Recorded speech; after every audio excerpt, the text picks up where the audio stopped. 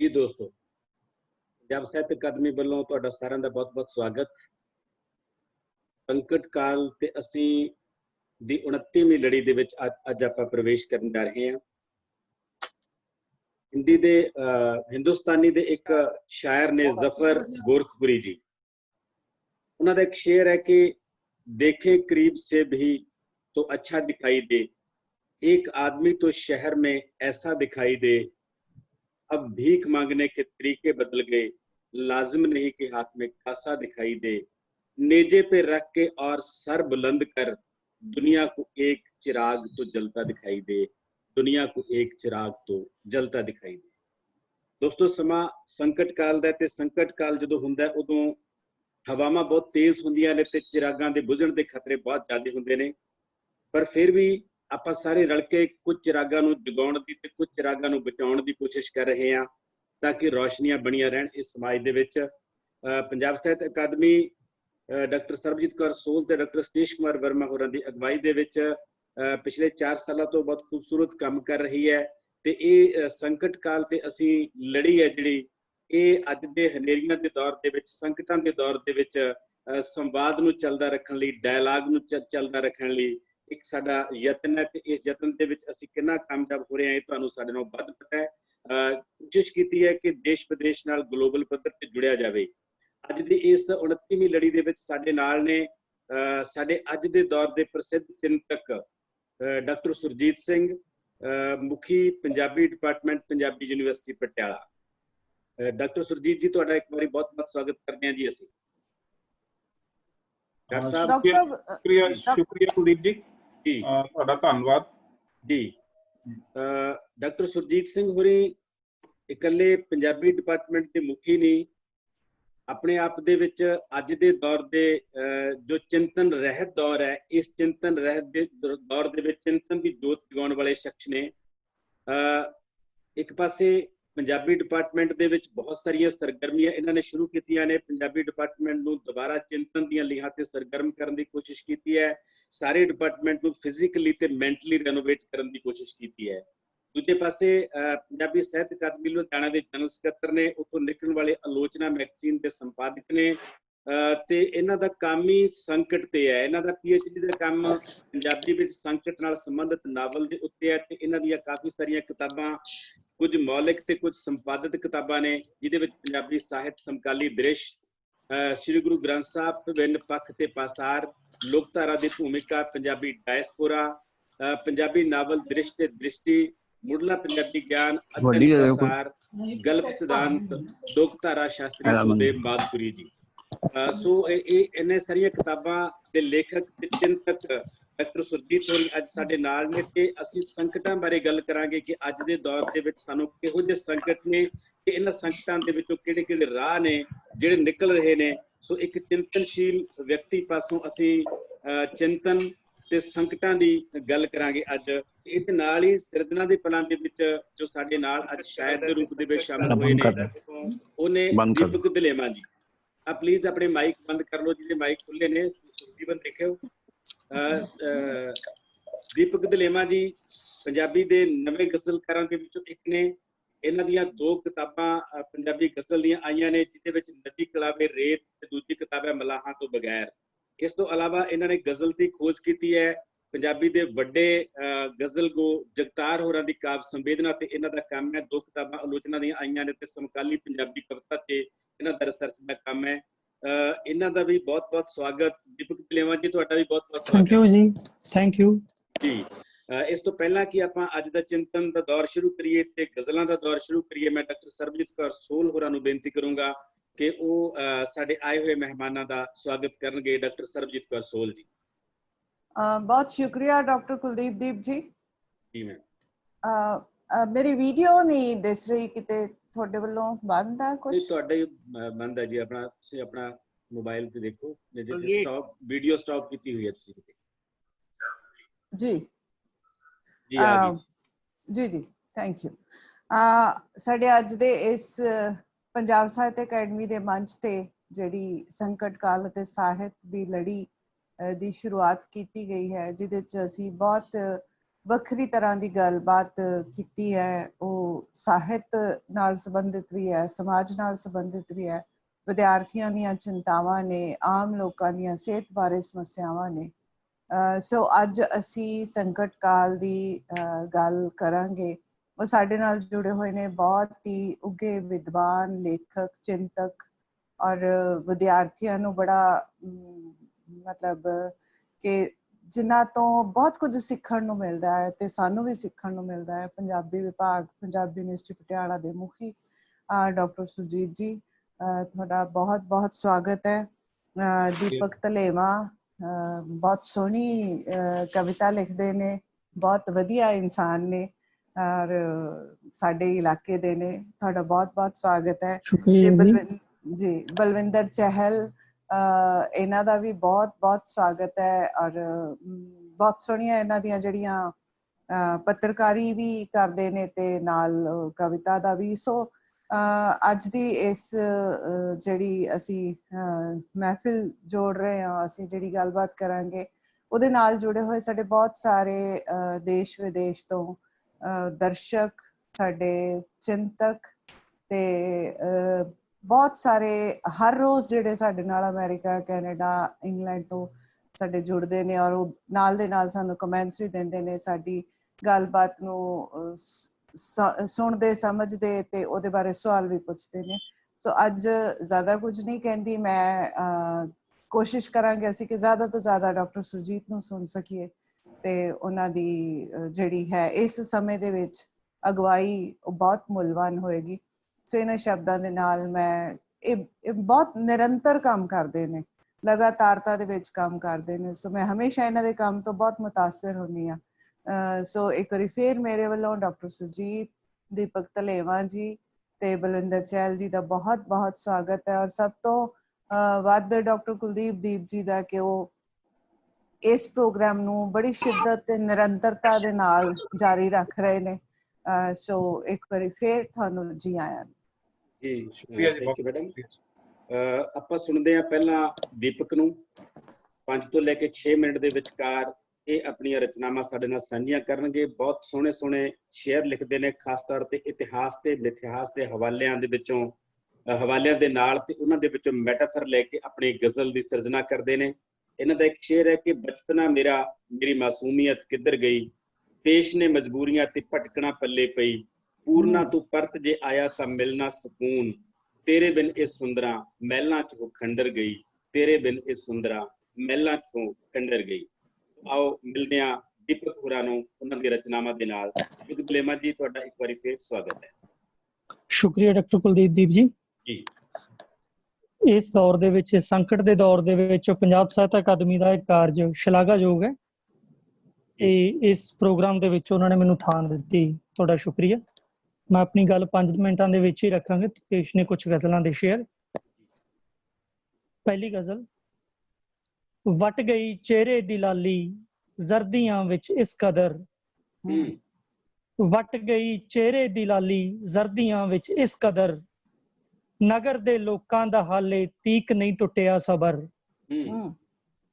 ਵਕਤ ਤਾਂ ਗੁੱਟ ਦੀ ਘੜੀ ਦੇ ਵਾਂਗ ਇੱਕ ਤਾਂ ਖੜ ਗਿਆ, ਵਕਤ ਤਾਂ ਗੁੱਟ ਦੀ ਘੜੀ ਦੇ ਵਾਂਗ ਇੱਕ ਥਾਂ ਖੜ ਗਿਆ, ਜ਼ਹਿਨ ਵਿੱਚ ਮੇਰੇ ਤੂੰ ਪਰ ਤੁਰਦਾ ਰਿਹਾ ਸੀ ਰਾਤ ਪਰ,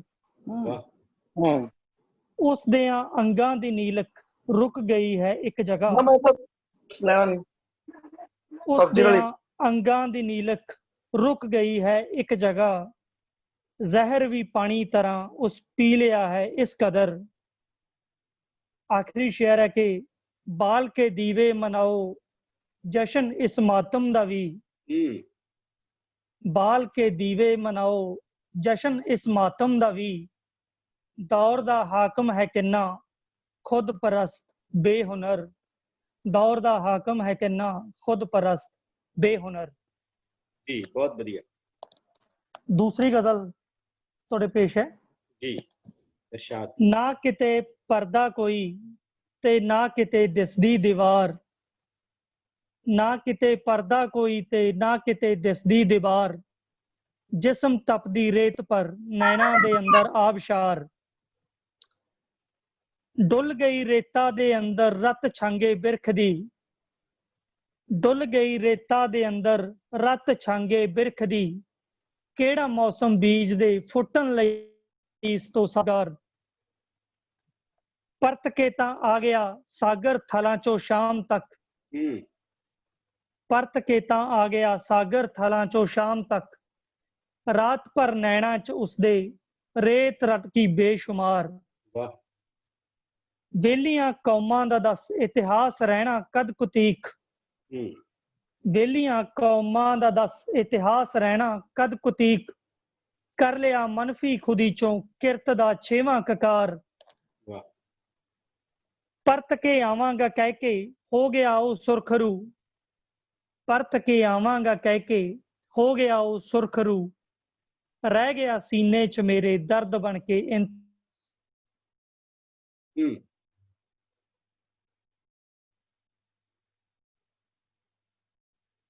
ਤੇ ਤੁਹਾਡਾ ਨੈਟ ਡਿਸਕਨੈਕਟ ਹੋਇਆ ਦੀਪਕ ਜੀ। ਹਾਂਜੀ ਹਾਂ ਦੁਬਾਰੇ ਪੜੋ ਪਲੀਜ਼, ਨੈਟ ਤੁਹਾਡਾ ਨਾ ਕਿਤੇ ਡਿਸਕਨੈਕਟ ਹੋ ਗਿਆ ਸੀ। ਆਖਰੀ ਸ਼ੇਅਰ ਹੈ ਜੀ ਕਿ ਪਰਤ ਕੇ ਆਵਾਂਗਾ ਕਹਿ ਕੇ ਹੋ ਗਿਆ ਉਹ ਸੁਰਖਰੂ, ਜੀ ਰਹਿ ਗਿਆ ਸੀਨੇ ਚ ਮੇਰੇ ਦਰਦ ਬਣ ਕੇ ਇੰਤਜ਼ਾਰ, ਜੀ ਰਹਿ ਗਿਆ ਸੀਨੇ ਚ ਮੇਰੇ ਦਰਦ ਬਣ ਕੇ ਇੰਤਜ਼ਾਰ। ਵਾਹ ਡਾਕਟਰ ਸਾਹਿਬ ਹੋਰ ਟਾਈਮ ਹੈ 1-2 ਮਿੰਟ ਦਾ? ਨਹੀਂ ਬਿਲਕੁਲ ਬਿਲਕੁਲ ਬਿਲਕੁਲ ਹਾਂਜੀ ਅਖੀਰਲੀ ਗਜ਼ਲ ਦੇ 3 ਕੁ ਸ਼ੇਅਰ ਬਸ। ਜੀ ਐਵੇਂ ਨਾ ਦੇਖ ਮੁੜ ਕੇ ਚੱਲ ਛੱਡ ਵਿਸਾਰ ਉਸਨੂੰ, ਕੀ ਮੋਏ ਰਿਸ਼ਤਿਆਂ ਦਾ ਹੁਣ ਦਿਲ ਤੇ ਭਾਰ ਰੱਖਣਾ, ਹੁਣ ਜਾਣ ਤੂੰ ਸਲੀਕਾ ਸਿੱਖ ਜੀਣ ਦਾ ਤਰੀਕਾ, ਤੂੰ ਬਰਕਰਾਰ ਹਰ ਪਲ ਦਿਲ ਦਾ ਕਰਾਰ ਰੱਖਣਾ, ਫੁੱਲਾਂ ਦੇ ਰੰਗ ਕੈਸੇ ਬਾਰਿਸ਼ ਚ ਖੁਰ ਗਏ ਨੇ, ਰਸਤੇ ਸੰਭਾਲੇ ਸੀ ਜੋ ਕਿੱਧਰ ਨੂੰ ਤੁਰ ਗਏ ਨੇ, ਚਲ ਗਮ ਨਾ ਕਰ ਤੂੰ ਇਸ ਦਾ ਹਰ ਖਾਬ ਭਾਵੇਂ ਰਿਸਦਾ, ਬਾਕੀ ਜੋ ਬਚ ਗਿਆ ਹੈ ਉਸ ਨੂੰ ਸੰਭਾਲ ਰੱਖਣਾ। ਆਖਰੀ ਸ਼ੇਅਰ ਹੈ ਕਿਉਂਕਿ ਟਾਈਮ ਬਹੁਤ ਥੋੜਾ ਜੀ। ਹੁਣ ਜਾ ਕੇ ਸਮਝ ਆਇਆ ਰਿਸ਼ਤੇ ਦੀ ਤਾਬ ਕੀ ਹੈ, ਚੇਤਰ ਦੇ ਰੰਗ ਕੀ ਨੇ ਖਿੜਦਾ ਗੁਲਾਬ ਕੀ ਹੈ, ਨੈਣਾ ਚ ਖਾਬ ਰੱਖੀ ਤੂੰ ਦਿਲ ਨੂੰ ਪਾ ਕੇ ਰੱਖੀ, ਜੇ ਦਿਲ ਚ ਪਿਆਰ ਰੱਖਣਾ ਤਾਂ ਬੇਸ਼ੁਮਾਰ ਰੱਖਣਾ, ਜੇ ਦਿਲ ਚ ਪਿਆਰ ਰੱਖਣਾ ਤਾਂ ਬੇਸ਼ੁਮਾਰ ਰੱਖਣਾ। ਸ਼ੁਕਰੀਆ ਜੀ। ਵਾਹ ਜੀ ਵਾਹ, ਤੇ ਦਿਲ 'ਚ ਪਿਆਰ ਰੱਖਣਾ ਤਾਂ ਬੇਸ਼ੁਮਾਰ ਰੱਖਣਾ। ਬਹੁਤ ਬਹੁਤ ਧੰਨਵਾਦ ਦੀਪਕ ਦਲੇਮਾ ਜੀ।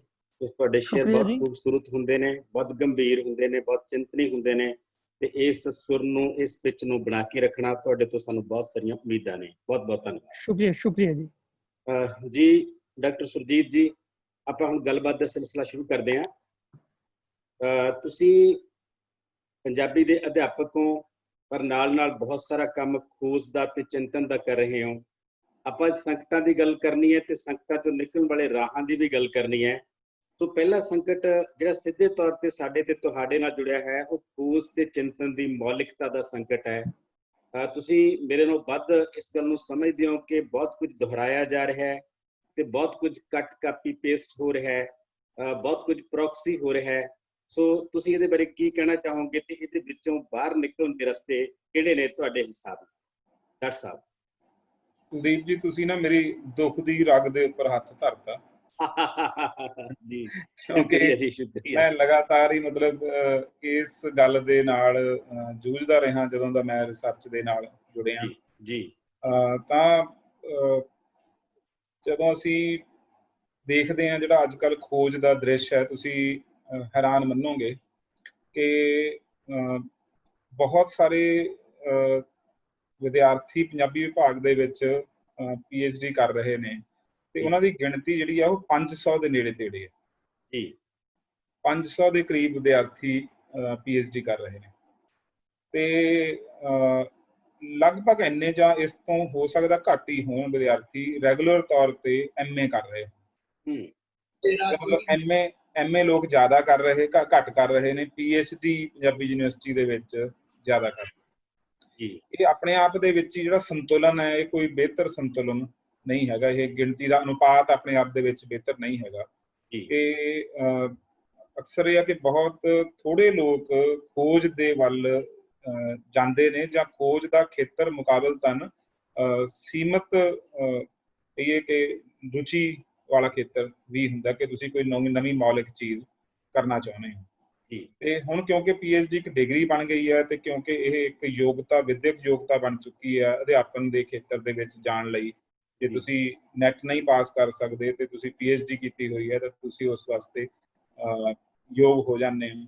ਤਾਂ ਯੋਗਤਾ ਬਣਾਉਣ ਵਾਸਤੇ ਬਹੁਤ ਸਾਰੇ ਲੋਕਾਂ ਨੇ PhD ਦੇ ਵਿੱਚ ਆਉਣਾ ਸ਼ੁਰੂ ਕਰਤਾ।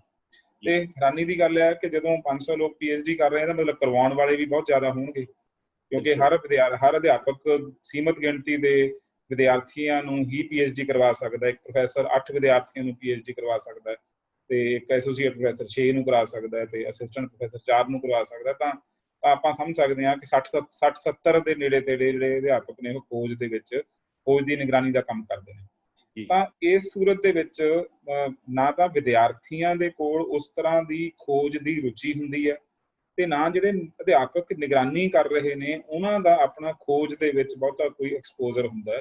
ਤਾਂ ਇਸ ਤਰ੍ਹਾਂ ਦਾ ਪ੍ਰਬੰਧ ਇਹ ਯੂਨੀਵਰਸਿਟੀ ਨੇ ਉਸਾਰਿਆ ਹੋਇਆ। ਇਹ ਕੋਈ ਅਧਿਆਪਕਾਂ ਤੇ ਵਿਦਿਆਰਥੀਆਂ ਨੇ ਰਲ ਕੇ ਨਹੀਂ ਉਸਾਰਿਆ, ਯੂਨੀਵਰਸਿਟੀ ਨੇ ਉਸਾਰਿਆ।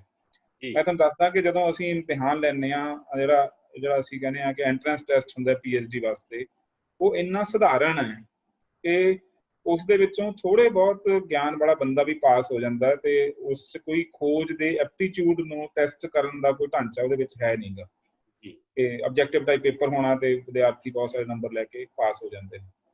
ਤਾਂ ਇਸ ਸੂਰਤ ਦੇ ਵਿੱਚ ਜਿਹੜੀ ਮੌਲਿਕਤਾ ਹੈਗੀ ਆ ਉਹਦੀ ਕੁਰਬਾਨੀ ਦਿੱਤੀ ਜਾਂਦੀ ਹੈ। ਖੋਜ ਦੀ ਬਿਰਤੀ ਦੇ ਨਾ ਹੋਣ ਦੇ ਬਾਵਜੂਦ ਅਧਿਆਪਕ ਤੇ ਵਿਦਿਆਰਥੀ ਖੋਜ ਨਾਲ ਜੁੜੇ ਹੋਏ ਨੇ। ਇਸ ਦੇ ਵਿੱਚੋਂ ਅਸੀਂ ਉਮੀਦ ਇਹੀ ਕਰ ਸਕਦੇ ਹਾਂ ਕਿ ਖੋਜ ਦਾ ਜਿਹੜਾ ਹੈਗਾ ਮਿਆਰ ਹੈ ਉਹ ਮੁਕਾਬਲਤਨ ਥੱਲੇ ਆਊਗਾ। ਵਿਸ਼ੇ ਲੱਭਦੇ ਫਿਰਦੇ ਹੁੰਦੇ ਨੇ, ਕਿਉਂਕਿ ਗੱਲ ਇਹ ਲੰਬੀ ਹੋ ਜਾਣੀ ਹੈ ਨਾ ਕਿ ਤੁਹਾਡੇ ਕੋਲ ਵਿਸ਼ਾ ਹੈ ਨਹੀਂ, ਕੋਈ PhD ਕਰਨ ਲਈ ਤੁਸੀਂ ਆ ਗਏ। ਤਾਂ ਮੈਂ ਕਹਿੰਦਾ ਹੁੰਦਾ ਵਿਦਿਆਰਥੀਆਂ ਨੂੰ ਕਿ ਵਿਸ਼ਾ ਤੁਹਾਡੇ ਅੰਦਰ ਪਿਆ ਤੇ ਜਿੰਨੇ ਬੰਦੇ ਨੇ ਉਨੇ ਹੀ ਵਿਸ਼ੇ ਨੇ ਖੋਜ ਦੇ। ਪਰ ਵਿਦਿਆਰਥੀਆਂ ਨੂੰ ਖੋਜ ਦਾ ਕੋਈ, ਉਹਨੂੰ ਕਹਿ ਦਿਓ ਕੁਛ ਵੀ ਦੇ ਦਿਓ ਜੀ, ਕੋਈ ਟੌਪਿਕ ਵੀ ਦੇ ਦਿਓ, ਟੌਪਿਕ ਬਣ ਗਿਆ। ਹੁਣ ਖੋਜ ਵਿਸ਼ੇ ਦੀ ਬਜਾਏ, ਪ੍ਰੋਬਲਮ ਦੀ ਬਜਾਏ ਹੁਣ ਅਸੀਂ ਇਹਨੂੰ ਕਹਿਣ ਲੱਗੇ ਟੌਪਿਕ ਬਣ ਗਿਆ। ਸਟੇਟਮੈਂਟ ਮਹੱਤਵਪੂਰਨ ਹੋ ਗਈ ਹੈ ਜੀ। ਤਾਂ ਸੂਰਤ ਦੇ ਵਿੱਚ ਸਾਰਾ ਕੁਝ ਹੀ ਮਤਲਬ ਨਿਗਾਰ ਵੱਲ ਨੂੰ ਜਾਣਾ ਸ਼ੁਰੂ ਹੋ ਗਿਆ। ਤੇ ਜਿਹੜੇ ਅਧਿਆਪਕ ਨੇ, ਮੈਂ ਵਾਈਸ ਚਾਂਸਲਰ ਸਾਹਿਬ ਨੂੰ ਵੀ ਇੱਕ ਵਾਰ ਕਿਹਾ ਸੀਗਾ ਕਿ ਖੋਜ ਦਾ ਨਿਗਰਾਨ ਬਣਨ ਵਾਲਾ ਅਧਿਆਪਕ, ਉਸ ਦੀ ਆਪਣੀ ਇੱਕ ਸਮਰੱਥਾ ਹੋਣੀ ਚਾਹੀਦੀ ਹੈ ਕਿ ਉਹ ਖੋਜ ਦੇ ਖੇਤਰ ਦੇ ਵਿੱਚ ਸਰਗਰਮੀ ਨਾਲ ਕਾਰਜਸ਼ੀਲ ਹੋਵੇ। ਤਾਂ ਜੇ ਉਹ ਖੁਦ ਜਿਹੜਾ ਅਧਿਆਪਕ ਆ ਖੋਜ ਦੇ ਖੇਤਰ ਦੇ ਵਿੱਚ ਸਰਗਰਮੀ ਨਾਲ ਕਾਰਜਸ਼ੀਲ ਨਹੀਂ ਹੈਗਾ ਤਾਂ ਬਹੁਤ ਮੁਸ਼ਕਿਲ ਹੈ ਕਿ ਉਹ ਠੀਕ ਤਰ੍ਹਾਂ ਦੀ ਨਿਗਰਾਨੀ ਕਰ ਸਕੇ। ਡਾਕਟਰ ਸਾਹਿਬ, ਇਹਦੇ ਨਾਲ ਇੱਕ ਇਸ਼ੂ ਹੋਰ ਵੀ ਜੁੜਿਆ ਹੈ ਕਿ ਖੋਜ ਹੋ ਜਾਂਦੀ ਹੈ, ਉਸ ਤੋਂ ਬਾਅਦ ਫਿਰ ਉਹਦੀਆਂ ਤੁਰੰਤ ਕਿਤਾਬਾਂ ਛਪਣ ਲੱਗ ਜਾਂਦੀਆਂ ਨੇ। ਇਹਦੇ ਨਾਲ ਜਿਹੜਾ ਪੁਸਤਕ ਸੱਭਿਆਚਾਰ 'ਚ ਕੂੜਾ ਆਉਂਦਾ ਹੈ ਉਹ ਵੀ ਬਹੁਤ ਖਤਰਨਾਕ ਹੈ। ਬਿਲਕੁਲ ਬਿਲਕੁਲ, ਕਿਉਂਕਿ ਸਾਰਾ ਕੁਝ ਹੀ ਨਿੱਘਰ ਗਿਆ ਨਾ। ਮੈਂ ਤੁਹਾਨੂੰ ਇਹਦਾ ਇੱਕ ਪ੍ਰਸੰਗ ਹੈ ਕੁਲਦੀਪ ਜੀ। ਅਸਲ 'ਚ ਕੀ ਹੋਇਆ ਕਿ ਯੂਨੀਵਰਸਿਟੀਆਂ ਨੂੰ ਨਾ ਬਣਾਤਾ ਵੀ ਇਹ ਖੁਦ ਹੀ, ਜਿਵੇਂ ਆਮ ਤਾਂ ਕਹਿੰਦੇ ਵੀ ਸਟੇਟ ਯੂਨੀਵਰਸਿਟੀਆਂ ਨੇ, ਇਹ ਪਬਲਿਕ ਸੈਕਟਰ ਦੇ ਕਾਲਜ ਜਾਂ ਯੂਨੀਵਰਸਿਟੀਆਂ ਨੇ, ਜਾਂ ਇਹ ਪ੍ਰਾਈਵੇਟ ਸੈਕਟਰ ਦੇ ਕਾਲਜ ਯੂਨੀਵਰਸਿਟੀਆਂ ਨੇ। ਯੂਨੀਵਰਸਿਟੀਆਂ ਨੂੰ ਸਰਕਾਰ ਨੇ ਜਦੋਂ ਇਹ ਕਹਿਤਾ ਕਿ ਤੁਸੀਂ ਆਪਣੇ ਸਾਧਨ ਸਰੋਤ ਖੁਦ ਜੁਟਾਓ, ਤਾਂ ਯੂਨੀਵਰਸਿਟੀ ਲਈ ਫੀਸ ਆਪਣੇ ਆਪ ਦੇ ਵਿੱਚ ਜ਼ਰੀਆ ਬਣ ਗਈ ਕਿ ਉਸ ਦੇ ਜ਼ਰੀਏ ਹੀ ਅਸੀਂ ਸਾਧਨ ਸਰੋਤ ਜੁਟਾ ਸਕਦੇ ਹਾਂ। ਜੇ ਹੁਣ 500 ਸਟੂਡੈਂਟ PhD ਕਰਦਾ ਤੇ ਮੈਂ ਕਹਾਂ ਜੀ 100 ਨੂੰ ਕਰਾਓ, ਤੇ ਇਹਦਾ ਮਤਲਬ ਜਿਹੜਾ 400 ਵਿਦਿਆਰਥੀ ਫੀਸ ਦੇ ਰਿਹਾ ਉਸ ਫੀਸ ਤੋਂ ਯੂਨੀਵਰਸਿਟੀ ਜੇ ਮਹਿਰੂਮ ਹੋ ਜੂਗੀ ਤਾਂ ਕੁਦਰਤੀ ਗੱਲ ਹੈ ਕਿ ਉਹਦਾ ਸਰਵਾਈਵਲ ਜਿਹੜਾ ਹੈਗਾ ਯੂਨੀਵਰਸਿਟੀ ਦਾ, ਆਪਣੀ ਨਿਰੰਤਰਤਾ ਸੰਕਟ ਦੇ ਵਿੱਚ ਪੈ ਜੂਗੀ। ਜਿਹੜੀ ਸਰਕਾਰ ਨੇ ਪਬਲਿਕ ਸੈਕਟਰ ਦੀਆਂ ਯੂਨੀਵਰਸਿਟੀਆਂ ਨੂੰ ਜਦੋਂ ਆਪਣੇ ਬਲਬੂਤੇ ਉੱਪਰ ਆਪਣਾ ਵਿੱਤੀ ਪ੍ਰਬੰਧ ਚਲਾਉਣ ਦੇ ਵਾਸਤੇ ਮਜਬੂਰ ਕਰਤਾ, ਤਾਂ ਇਸ ਕਿਸਮ ਦੀ ਜਿਹੜੀ ਸਰਲਤਾ ਤੇ ਤਰਲਤਾ ਜਿਹੜੀ ਹੈਗੀ ਆਉਣੀ ਸ਼ੁਰੂ ਹੋ ਗਈ ਕਿ ਕੋਈ ਗੱਲ ਨਹੀਂ, ਜਿਹੜਾ ਵੀ ਆਉਂਦਾ ਉਹ PhD ਕਰਾਉਣ ਲਈ ਆਉਂਦਾ ਉਹ ਆ ਜਾਵੇ, ਜਿਹੜਾ ਕਰਨ ਲਈ ਆਉਂਦਾ ਉਹ ਆ ਜਾਵੇ। ਤਾਂ ਕੁਦਰਤੀ ਗੱਲ ਹੈ ਇਸ ਦੇ ਵਿੱਚੋਂ ਫਿਰ ਸਬ ਸਟੈਂਡਰਡ ਮਟੀਰੀਅਲ ਜਿਹੜਾ ਹੈਗਾ, ਖੋਜ ਵੀ ਸਬ ਸਟੈਂਡਰਡ ਮਟੀਰੀਅਲ ਪੈਦਾ ਹੋਊਗਾ। ਤੇ ਤੁਸੀਂ ਇਸ ਗੱਲ ਤੇ ਵੀ ਹੈਰਾਨ ਹੋਵੋਗੇ ਕਿ ਜਦੋਂ UGC ਨੇ ਸ਼ਰਤ ਲਾਤੀ ਕਿ ਅਧਿਆਪਕ ਜਿਹੜੇ ਹੈਗੇ ਨੇ ਸਾਰੇ ਖੋਜ ਕਰਨ ਤੇ ਖੋਜ ਦੇ ਪੱਤਰਾਂ ਦੇ ਨੰਬਰ ਲਿਖਤੇ, ਸੈਮੀਨਾਰਾਂ ਦੀ ਗਿਣਤੀ ਵੱਧ ਗਈ। ਹਜ਼ਾਰਾਂ ਸੈਮੀਨਾਰ ਹੋਣ ਲੱਗ ਪਏ ਜਿਨ੍ਹਾਂ ਦਾ ਕੋਈ ਅਰਥ ਨਹੀਂ ਹੈਗਾ, ਜਿਹੜੇ ਅਸਲ ਵਿੱਚ ਉਸ ਗਿਆਨ ਦੇ ਵਿੱਚ ਕੋਈ ਇਜ਼ਾਫਾ ਕਰਨ ਦੀ ਬਜਾਏ ਤਾਂ ਉਹਦੇ ਚ ਬਹੁਤ ਵੱਡੇ ਪੱਧਰ ਤੇ ਨਕਲ ਵੀ ਨਾਲ ਹੀ ਵਧੀ, ਡੰਪਿੰਗ ਹੋ ਰਹੀ ਹੈ। ਹਾਂ, ਬਹੁਤ ਜ਼ਿਆਦਾ ਮਤਲਬ ਇਸ ਤਰ੍ਹਾਂ ਦਾ ਜਿਹੜੇ ਮੈਂ ਕਹਿੰਦਾ ਹੁਣ ਵੀ ਜੇ ਕਿਸੇ ਕੰਮ ਨੂੰ ਕਰਨ ਦੇ ਨਾਲ ਕਿਸੇ ਚੀਜ਼ ਦਾ ਮਿਆਰ ਥੱਲੇ ਚਲੇ ਜਾਂਦਾ ਹੈ ਤਾਂ ਸੋਚਣਾ ਚਾਹੀਦਾ ਵੀ ਇਹ ਕੰਮ ਕਰਨਾ ਚਾਹੀਦਾ ਕਿ ਨਹੀਂ ਕਰਨਾ ਚਾਹੀਦਾ, ਹੈ ਨਾ। ਜੀ ਇਸ ਤਰ੍ਹਾਂ ਦੀਆਂ ਮੁਸ਼ਕਲਾਂ ਜਿਹੜੀਆਂ ਹੈਗੀਆਂ ਨੇ ਉਹ ਆ ਜੀ ਰਹੀਆਂ। ਡਾਕਟਰ ਸਾਹਿਬ, ਆਪਾਂ ਥੋੜਾ ਜਿਹਾ ਅੱਗੇ ਤੁਰਦੇ, ਇੱਕ ਹੋਰ ਸੰਕਟ ਜਿਹੜਾ ਇਸ ਵੇਲੇ ਪੰਜਾਬੀ ਭਾਸ਼ਾ ਦੇ ਹਾਸ਼ੀਆਕ੍ਰਿਤ ਹੋਣ ਦਾ ਸੰਕਟ ਹੈ, ਖਾਸ ਤੌਰ ਤੇ ਸੱਤਾ ਦੇ ਹਵਾਲੇ ਨਾਲ ਜੇ ਗੱਲ ਕਰੀਏ ਤਾਂ ਲਗਾਤਾਰ ਪੰਜਾਬੀ ਨੂੰ ਉਹਨਾਂ ਥਾਵਾਂ ਚੋਂ ਬਾਹਰ ਧੱਕਿਆ ਜਾ ਰਿਹਾ ਜਿੱਥੇ ਪੰਜਾਬੀ ਦਾ ਹੱਕ ਬਣਦਾ ਸੀ। ਨਵੀਂ ਸਿੱਖਿਆ ਨੀਤੀ ਵੀ ਲਗਭਗ ਇਸ ਪਾਸੇ ਵੱਲ ਜਾ ਰਹੀ ਹੈ, ਇਹਦੇ ਬਾਰੇ ਤੁਹਾਡਾ ਕੀ ਕਹਿਣਾ ਹੈ? ਦੇਖੋ, ਜਦੋਂ ਆਪਾਂ ਨਵੀਂ ਸਿੱਖਿਆ ਨੀਤੀ ਹਜੇ ਅਨਫੋਲਡ ਹੋਣਾ ਪੂਰੇ ਤਰੀਕੇ ਨਾਲ, ਹੈ ਨਾ, ਕੀ ਇਹਦੇ ਵਿੱਚ ਆਉਂਦਾ ਹੈ ਨਾ, ਜਿਹਦੇ ਵਿੱਚ ਇੱਕ ਗੱਲ ਕਹੀ ਗਈ ਹੈ ਕਿ 5ਵੀਂ ਤੱਕ ਦੀ ਜਿਹੜੀ ਵਿੱਦਿਆ ਹੈਗੀ ਹੈ, ਪਰ ਉਹਦੇ ਚ ਛੋਟਾ ਅੱਜ ਹੀ ਖਬਰ ਆ ਗਈ ਕਿ CBSE ਦੇ ਜਿਹੜੇ ਸਕੂਲ ਨੇ ਤੇ ਜਿਹੜੇ ਦੂਸਰੇ ਸਕੂਲ ਨੇ, ਜਿਹੜੇ ਕੇਂਦਰੀ ਵਿਦਿਆਲਿਆ ਨੇ, ਹਨਾ, ਉਹ ਨਹੀਂ ਅਪਣਾਉਣਗੇ ਇਸ ਗੱਲ ਨੂੰ, ਹਨਾ। ਇਹ ਵੀ ਨਾਲ ਦੀ ਨਾਲ ਹੀ ਪਤਾ ਲੱਗ ਗਿਆ ਤੇ ਲਿਖਿਆ ਵੀ ਹੈ ਜਿੱਥੇ ਸੰਭਵ ਹੋਵੇ ਉਹ ਪੂਰੀਆਂ ਛੋਟਾਂ ਦਿੱਤੀਆਂ ਹੋਈਆਂ ਕਿ ਕਰੋ ਜਾਂ ਨਾ ਕਰੋ, ਹਨਾ। ਇਸ ਗੱਲ ਦੇ ਬਾਰੇ ਹਜੇ ਦੇਖਣਾ ਪਊਗਾ ਕੀ ਹੋ, ਪਰ ਹਾਲ ਦੀ ਜੋ ਸਾਡੇ ਕੋਲ ਮੌਜੂਦ ਹੈ, ਮੌਜੂਦ ਇਹ ਆ ਕਿ ਪੰਜਾਬ ਦੇ ਲੋਕਾਂ ਨੇ 1990 ਤੋਂ ਬਾਅਦ ਇਹ ਧਾਰ ਲਿਆ ਕਿ ਪੰਜਾਬੀ ਜਿਹੜੀ ਹੈਗੀ ਆ ਉਸ ਦੇ ਵਿੱਚ ਪੜ੍ਹ ਕੇ ਅਸੀਂ ਅਗਿਆਨੀ ਹੋ ਜਾਾਂਗੇ ਤੇ ਗਿਆਨ ਦਾ ਜਿਹੜਾ ਰਿਸ਼ਤਾ ਹੈਗਾ ਉਹ ਜੋੜ ਲਿਆ। ਤੇ ਇਹ ਵੀ ਗੱਲ ਅਗਿਆਨ ਚੋਂ ਨਿਕਲੀ ਹੋਈ ਹੈ, ਯਾਨੀ ਇਹ ਅਗਿਆਨ ਚੋਂ ਨਿਕਲੀ ਹੋਈ ਹੈ ਕਿ ਤੁਸੀਂ ਗਿਆਨ ਕਿਸੇ ਹੋਰ ਭਾਸ਼ਾ ਦੇ ਰਾਹੀਂ ਗ੍ਰਹਿਣ ਕਰ ਸਕਦੇ ਹੋ। ਮੈਂ ਕਹਿਣਾ ਹੁੰਦਾ ਕਿ ਜਦੋਂ ਬੰਦਾ ਸਫਲਤਾ ਦੇ ਰਸਤੇ ਬਾਰੇ ਤੁਰਨ ਬਾਰੇ ਸੋਚਦਾ ਹੈ ਤਾਂ ਸਭ ਤੋਂ ਪਹਿਲਾਂ ਉਸ ਨੂੰ ਆਪਣੀ ਭਾਸ਼ਾ ਛੱਡਣੀ ਪੈਂਦੀ। ਜਿਹੜਾ ਸਾਡਾ ਮੌਜੂਦਾ ਪ੍ਰਬੰਧ ਹੈ ਕਿ ਜੇ ਤੁਸੀਂ ਉਹਦੇ ਤੋਂ ਬੇਗਾਨਾ ਹੋਣਾ ਪੈਂਦਾ। ਆਪਣੀ ਭਾਸ਼ਾ ਤੋਂ ਬੇਗਾਨੇ ਹੋਣ ਦਾ ਮਤਲਬ ਹੈ ਆਪਣੇ ਵਿਰਾਸਤੀ ਮੌਲਿਕ ਗਿਆਨ ਦੇ ਸੋਮਿਆਂ ਤੋਂ ਬੇਗਾਨੇ ਹੋ ਜਾਣਾ, ਆਪਣੇ ਆਲੇ ਦੁਆਲੇ ਤੋਂ, ਆਪਣੇ ਆਪੇ ਤੋਂ ਬੇਗਾਨੇ ਹੋ ਜਾਣਾ, ਹੈ ਨਾ। ਮੇਰੇ ਅੰਦਰੋਂ ਕੋਈ ਹੋਰ ਭਾਸ਼ਾ ਜਿਹੜੀ ਹੈਗੀ ਆ ਉਹ ਸੁਭਾਵਿਕ ਰੂਪ ਦੇ ਵਿੱਚ ਨਿਕਲਦੀ ਹੈ, ਪਰ ਮੈਂ ਗਿਆਨ ਕਿਸੇ ਹੋਰ ਭਾਸ਼ਾ ਦੇ ਵਿੱਚ ਲੈਣ ਲਈ ਮਜਬੂਰ ਕੀਤਾ ਗਿਆ ਤਾਂ ਮੇਰਾ ਆਪਾ ਹੀ ਖੰਡਿਤ ਹੋ ਗਿਆ, ਹੈ ਨਾ। ਇਸੇ ਕਰਕੇ ਜਿਹੜੇ ਗਿਆਨ ਵਾਲੇ ਬੰਦੇ ਨੇ ਨਾ, ਉਹਨਾਂ ਦੇ ਵਿੱਚ ਸੰਵੇਦਨਾਵਾਂ ਵੀ, ਜਿਹੜੇ ਬੰਦੇ ਜਿਹਨੂੰ ਅਸੀਂ ਬਹੁਤ ਹੀ ਪ੍ਰੋਫੈਸ਼ਨਲੀ ਫਾਇਦੇ ਵਾਲਾ ਗਿਆਨ ਮੰਨਦੇ ਆ, ਇਹਨੂੰ ਪ੍ਰੋਫੈਸ਼ਨਲ ਗਿਆਨ ਵੀ ਮੰਨਦੇ ਆ, ਉਹਨਾਂ ਬੰਦਿਆਂ ਦੇ ਵਿੱਚ ਸੰਵੇਦਨਾਵਾਂ ਵੀ ਉਸੇ ਕਦਰ ਮਨਫੀ ਹੋਣੀਆਂ ਸ਼ੁਰੂ ਹੋ ਜਾਂਦੀਆਂ ਨੇ ਕਿਉਂਕਿ ਉਹਨਾਂ ਦੇ ਆਪਣੇ ਆਪੇ ਨਾਲ ਉਸ ਗਿਆਨ ਦਾ ਤਾਲੁਕ ਨਹੀਂ ਰਹਿੰਦਾ, ਹੈ ਨਾ, ਕਿਉਂਕਿ ਤੁਹਾਡੀ ਆਪਣੀ ਭਾਸ਼ਾ 'ਚ ਨਹੀਂ ਹੈਗਾ, ਹੈ ਨਾ। ਜਿਹੜਾ ਬੰਦਾ ਆਪਣੇ ਆਪੇ ਤੋਂ ਵਿਛੁੰਨ ਕੇ ਸਫਲਤਾ ਦੇ ਰਸਤੇ ਉੱਪਰ ਤੁਰਦਾ ਉਹ ਉਨਾ ਹੀ ਘੱਟ ਬੰਦਾ ਰਹਿ ਜਾਂਦਾ ਹੈ ਜਿੰਨਾ ਬੰਦਾ ਉਹ ਆਪਣੀ ਭਾਸ਼ਾ ਤੋਂ, ਆਪਣੇ ਸੁਭਾਵਿਕ ਆਪੇ ਤੋਂ ਦੂਰ ਹੁੰਦਾ ਚਲੇ ਜਾਂਦਾ। ਬਹੁਤ ਹੀ ਜ਼ਿਆਦਾ, ਬਹੁਤ ਕੰਪਲੀਕੇਟਡ, ਬਹੁਤ ਹੀ ਮਤਲਬ ਇਹ ਗੁੰਝਲਦਾਰ ਗੱਲ ਹੈ ਜਿਹੜੀ ਸਾਡੇ ਸਮਝ ਨਹੀਂ ਆਈ ਹੈ ਤੇ ਅਸੀਂ ਇਸ ਗੱਲ ਨੂੰ ਆਪ ਹੀ ਤਿਆਗਤਾ, ਹੈ ਨਾ, ਕਿ ਆਪਣੀ ਭਾਸ਼ਾ ਨੂੰ ਤਿਆਗ ਕੇ ਸਾਡਾ ਗੁਜ਼ਰ ਬਸਰ ਹੋ ਸਕਦਾ ਹੈ ਸੋਚਣਾ ਸ਼ੁਰੂ ਕਰਤਾ ਪੰਜਾਬ ਨੇ ਸਾਂਝੇ ਤੌਰ ਤੇ ਅਸੀਂ ਦੇਖ ਸਕਦੇ ਹਾਂ ਕਿ ਪੰਜਾਬ ਦੇ ਵਿੱਚ ਹੁਣ ਸੰਵੇਦਨਾਵਾਂ ਦਾ ਕੀ ਹਸ਼ਰ ਹੋ ਰਿਹਾ ਹੈ, ਸੰਵੇਦਨਸ਼ੀਲਤਾ ਜਿਹੜੀ ਹੈਗੀ ਆ ਉਹ ਕਿੰਨੀ ਕੁ ਬਚੀ ਹੈ। ਤੇ ਭਾਸ਼ਾ ਤੋਂ ਟੁੱਟਣਾ ਆਪਣੇ ਆਪ ਦੇ ਵਿੱਚ ਸਮਝ ਲਓ ਕਿ ਤੁਹਾਡੇ ਆਪਣੇ ਆਪੇ ਤੋਂ ਟੁੱਟਣਾ ਹੈ, ਆਪਣੀ ਵਿਦਿਆਈ ਤੋਂ ਟੁੱਟਣਾ ਵੀ। ਜੀ, ਇਹਦੇ ਨਾਲ ਹੀ ਡਾਕਟਰ ਸਾਹਿਬ ਤੁਸੀਂ ਕਿਉਂਕਿ ਐਜੂਕੇਸ਼ਨ ਨਾਲ ਸਿੱਧੇ ਤੌਰ ਤੇ ਜੁੜੇ ਹੋਏ ਹੋ, ਐਜੂਕੇਸ਼ਨ ਪਾਲਿਸੀਆਂ ਨਾਲ ਵੀ ਜੁੜੇ ਰਹੇ ਹੋ, ਸਾਡੀ ਐਜੂਕੇਸ਼ਨ ਵੀ ਸਮਾਜਿਕ ਸਰੋਕਾਰਾਂ ਤੋਂ ਟੁੱਟੀ ਹੋਈ ਐਜੂਕੇਸ਼ਨ ਹੈ, ਸਮਾਜਿਕ ਮਸਲੇ ਹੋਰ ਨੇ, ਪੜ੍ਹਾਇਆ ਕੁਝ ਹੋਰ ਜਾਂਦਾ ਹੈ। ਤੁਸੀਂ ਸੰਕਟ ਕਾਲ ਦੇ ਵਿੱਚ ਵੀ ਦੇਖਿਆ ਹੋਣਾ, ਇਹਨਾਂ ਦਿਨਾਂ ਦੇ ਵਿੱਚ ਵੀ ਐਡੇ ਵੱਡੇ ਸੰਕਟ ਸੀ, ਇਹਦੇ ਬਾਰੇ ਕੁਝ ਨਹੀਂ ਟੱਚ ਕੀਤਾ ਗਿਆ। ਅਸੀਂ ਰਵਾਇਤੀ ਸਿਲੇਬਸਾਂ ਨੂੰ ਹੀ ਉਸੇ ਰੂਪ ਦੇ ਵਿੱਚ ਆਨਲਾਈਨ ਪੜ੍ਹਾ ਰਹੇ ਹਾਂ। ਤੁਹਾਨੂੰ ਕੀ ਲੱਗਦਾ ਕਿੱਥੇ ਫਲਾ ਨੇ ਕਿ ਲਾਈਫ ਹੋਰ ਹੈ ਤੇ ਐਜੂਕੇਸ਼ਨ ਹੋਰ ਹੈ? ਉਹਦੇ ਵਿੱਚ ਨਾ ਦੋ ਗੱਲਾਂ ਨੇ। ਇੱਕ ਤਾਂ ਮੈਂ ਦੱਸਿਆ ਜਦੋਂ ਆਪਾਂ 1990 ਤੋਂ ਬਾਅਦ ਦਾ ਸਾਰਾ ਸੀਨ ਦੇਖਦੇ ਹਾਂ ਨਾ ਤਾਂ ਉਦੋਂ ਇਸ ਗੱਲ ਉੱਪਰ ਬਹੁਤ ਜ਼ੋਰ ਦਿੱਤਾ ਜਾਣਾ ਸ਼ੁਰੂ ਹੋ ਗਿਆ ਕਿ ਕਿੱਤਾ ਮੁਖੀ ਜਿਹੜੀ ਸਿੱਖਿਆ ਹੈਗੀ ਆ ਉਹ ਤੁਹਾਨੂੰ ਨੌਕਰੀ ਦਿਵਾਉਣ ਦੇ ਕਾਬਿਲ ਹੋਣੀ ਚਾਹੀਦੀ ਹੈ ਨਾ। ਯਾਨੀ ਸਿੱਖਿਆ ਦਾ ਜਿਹੜਾ ਇੱਕੋ ਇੱਕ ਰਿਲੇਸ਼ਨ ਜੋੜਤਾ, ਇੱਕੋ ਇੱਕ ਰਿਸ਼ਤਾ ਜੋੜਤਾ ਸਕਿੱਲ ਦੇ ਨਾਲ ਤੇ ਕਿੱਤੇ ਦੇ ਨਾਲ, ਹੈ ਨਾ। ਜਦੋਂ ਅਸੀਂ ਇਸ ਤਰ੍ਹਾਂ ਕਰ ਜਾਂਦੇ ਹਾਂ ਇਹ ਆਪਣੇ ਤਰ੍ਹਾਂ ਦਾ ਐਕਸਟ੍ਰੀਮ ਹੈ ਇੱਕ, ਹੈ ਨਾ। ਪਰ ਜਦੋਂ ਅਸੀਂ ਫੌਰੀ ਤੌਰ ਤੇ ਜਿਹੜੀਆਂ ਮੁਸ਼ਕਿਲਾਂ ਜੀਵਨ ਦੇ ਵਿੱਚ ਆ ਰਹੀਆਂ ਨੇ ਉਹਨਾਂ ਤੋਂ ਬਿਲਕੁਲ ਵਿਛੁੰਨ ਦਿੰਦੇ ਹਾਂ ਸਿੱਖਿਆ ਨੂੰ, ਉਦੋਂ ਉਹਦੀਆਂ ਆਪਣੀਆਂ ਮੁਸ਼ਕਿਲਾਂ ਨੇ, ਹੈ ਨਾ।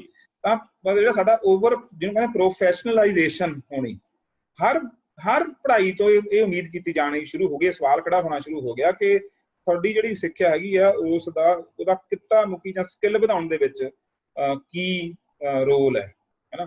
ਤਾਂ ਜਿਹੜੇ ਸਾਡੇ ਸਿਲੇਬਸ ਨੇ, ਮੈਂ ਤੁਹਾਨੂੰ ਬੜੀ ਰੌਚਕ ਗੱਲ ਦੱਸਦਾ, ਤੁਹਾਡੇ ਇਸ ਮੰਚ ਤੋਂ ਮੈਂ ਇੱਕ ਤਰ੍ਹਾਂ ਦੀ ਇਹ ਐਲਾਨ ਹੀ ਕਰ ਰਿਹਾ ਕਿ ਮੈਂ ਹੁਣ ਆਪਣੇ ਜਿਹੜੇ ਸਾਡੇ BA ਪੱਧਰ ਦੇ ਸਿਲੇਬਸ ਨੇ ਅਸੀਂ ਉਹ ਸਾਰੇ ਫਾਈਨਲਾਈਜ਼ ਕਰਕੇ ਹਟੇ ਹਾਂ ਤੇ ਉਹਨਾਂ ਦੇ ਵਿੱਚ ਇੱਕੋ ਤਰ੍ਹਾਂ ਦੀ ਪੰਜਾਬੀ ਪੜ੍ਹਾਈ ਜਾ ਰਹੀ ਸੀ। ਮੈਨੂੰ ਇਹ ਲੱਗਿਆ ਕਿ ਜਿਹੜਾ ਵਿਦਿਆਰਥੀ ਕੋਈ MBA ਕਰਦਾ ਉਸ ਨੂੰ ਹੋਰ ਤਰ੍ਹਾਂ ਦੀ ਪੰਜਾਬੀ ਜਾਂ ਹੋਰ ਤਰ੍ਹਾਂ ਦੀਆਂ ਭਾਸ਼ਾਈ ਉਸ ਦੇ ਕੋਲ ਯੋਗਤਾਵਾਂ ਹੋਣੀਆਂ ਚਾਹੀਦੀਆਂ ਨੇ ਜਿਨ੍ਹਾਂ ਦੇ ਨਾਲ ਉਹ ਆਪਣੇ ਗਿਆਨ ਨੂੰ ਆਪਣੇ ਆਮ ਲੋਕਾਂ ਤੱਕ ਸੰਚਾਰਨ ਦੇ ਸਮਰੱਥ ਹੋਵੇ। ਬਹੁਤ ਵੱਡੀ ਗੱਲ ਹੈ। ਇਸ ਤਰ੍ਹਾਂ ਕਰਨ ਦੀ ਕੋਸ਼ਿਸ਼ ਕੀਤੀ ਕਿ ਇਸ ਨੂੰ ਇਸ ਦੇ ਵਿੱਚ ਹਰ ਮਤਲਬ BSc ਦੇ ਵਿੱਚ BSc ਹਿਸਟਰੀ ਦੇ ਵਿੱਚ ਹੋਰ ਤਰ੍ਹਾਂ ਦੇ ਕੰਟੈਂਟ ਨੇ, ਐਗਰੀਕਲਚਰ ਦੇ ਵਿੱਚ ਹੋਰ ਤਰ੍ਹਾਂ ਦੇ ਕੰਟੈਂਟ ਜਿਹੜੇ ਇਸ ਤਰ੍ਹਾਂ ਦੇ ਮਿਹਨਤ ਅਸੀਂ ਕਰਨ ਦੀ ਕੋਸ਼ਿਸ਼ ਕੀਤੀ ਹੈ। ਤਾਂ ਪਿਛਲੇ ਸਾਲਾਂ ਤੋਂ ਅਸੀਂ ਦੇਖ ਰਹੇ ਹਾਂ ਕਿ ਸਾਡੇ ਪਾਠਕ੍ਰਮਾਂ ਦੇ ਵਿੱਚ ਜਾਂ ਤਾਂ ਬਹੁਤੀਆਂ ਤਬਦੀਲੀਆਂ ਕੀਤੀਆਂ ਨਹੀਂ ਜਾਂਦੀਆਂ, ਤੇ ਜਾਂ ਜਿਹੜੇ ਉਹ ਪਾਠਕ੍ਰਮ ਜਿਹੜੇ ਹੈਗੇ ਨੇ ਉਹ ਉਵੇਂ ਸਦੀਆਂ ਤੋਂ ਸਾਲਾਂ ਤੋਂ ਜਿਵੇਂ ਕਹਿੰਦੇ ਹੁੰਦੇ ਨੇ ਉਹੀ ਚੱਲੀ ਜਾ ਰਹੇ ਨੇ। ਤਾਂ ਉਸ ਸੂਰਤ ਦੇ ਵਿੱਚ ਜਿਹੜਾ ਸਾਡਾ ਨਵਾਂ ਆਉਂਦਾ ਉਹਨੂੰ ਸੰਬੋਧਿਤ ਜ਼ਰੂਰ ਹੋਣਾ ਚਾਹੀਦਾ, ਪਰ ਸਾਰਾ ਕੁਝ ਅਸੀਂ ਨਵੇਂ ਦੇ ਮੁਤਾਬਕ ਨਹੀਂ ਕਰ ਸਕਦੇ, ਹੈ ਨਾ। ਸਾਡੇ ਕੋਲ ਜਿਹੜਾ ਗਿਆਨ ਦੀ ਇੱਕ ਪੂਰੀ ਪਰੰਪਰਾ ਹੈਗੀ ਆ, ਸਾਡੇ ਕੋਲ ਹੰਢਣਸਾਰ ਗਿਆਨ ਦੀ ਪਰੰਪਰਾ ਹੈ, ਤਾਂ ਉਸ ਪਰੰਪਰਾ ਨੂੰ ਅਸੀਂ ਕਿਸੇ ਇੱਕ ਖਾਸ ਮੌਕੇ ਜਾਂ ਖਾਸ ਸਮੇਂ ਦੇ ਮੁਤਾਬਕ ਜੇ ਪਿਛਲੇ ਨੂੰ ਛੱਡ ਕੇ ਅਸੀਂ ਬਿਲਕੁਲ ਫੌਰੀ ਤੌਰ ਤੇ ਜੋ ਕੁਝ ਸਮੱਸਿਆਵਾਂ ਪੈਦਾ ਹੋ ਰਹੀਆਂ ਜੇ ਉਹਨਾਂ ਨੂੰ ਸੰਬੋਧਿਤ ਕਰਾਂਗੇ ਤਾਂ ਵੀ ਅਸੀਂ ਅਸਲ ਦੇ ਵਿੱਚ ਉਹਨਾਂ ਸਮੱਸਿਆਵਾਂ ਦੇ ਨਾਲ ਉਹਨਾਂ ਨਾਲ ਵੀ ਸਿੱਝ ਸਕਦੇ ਹਾਂ।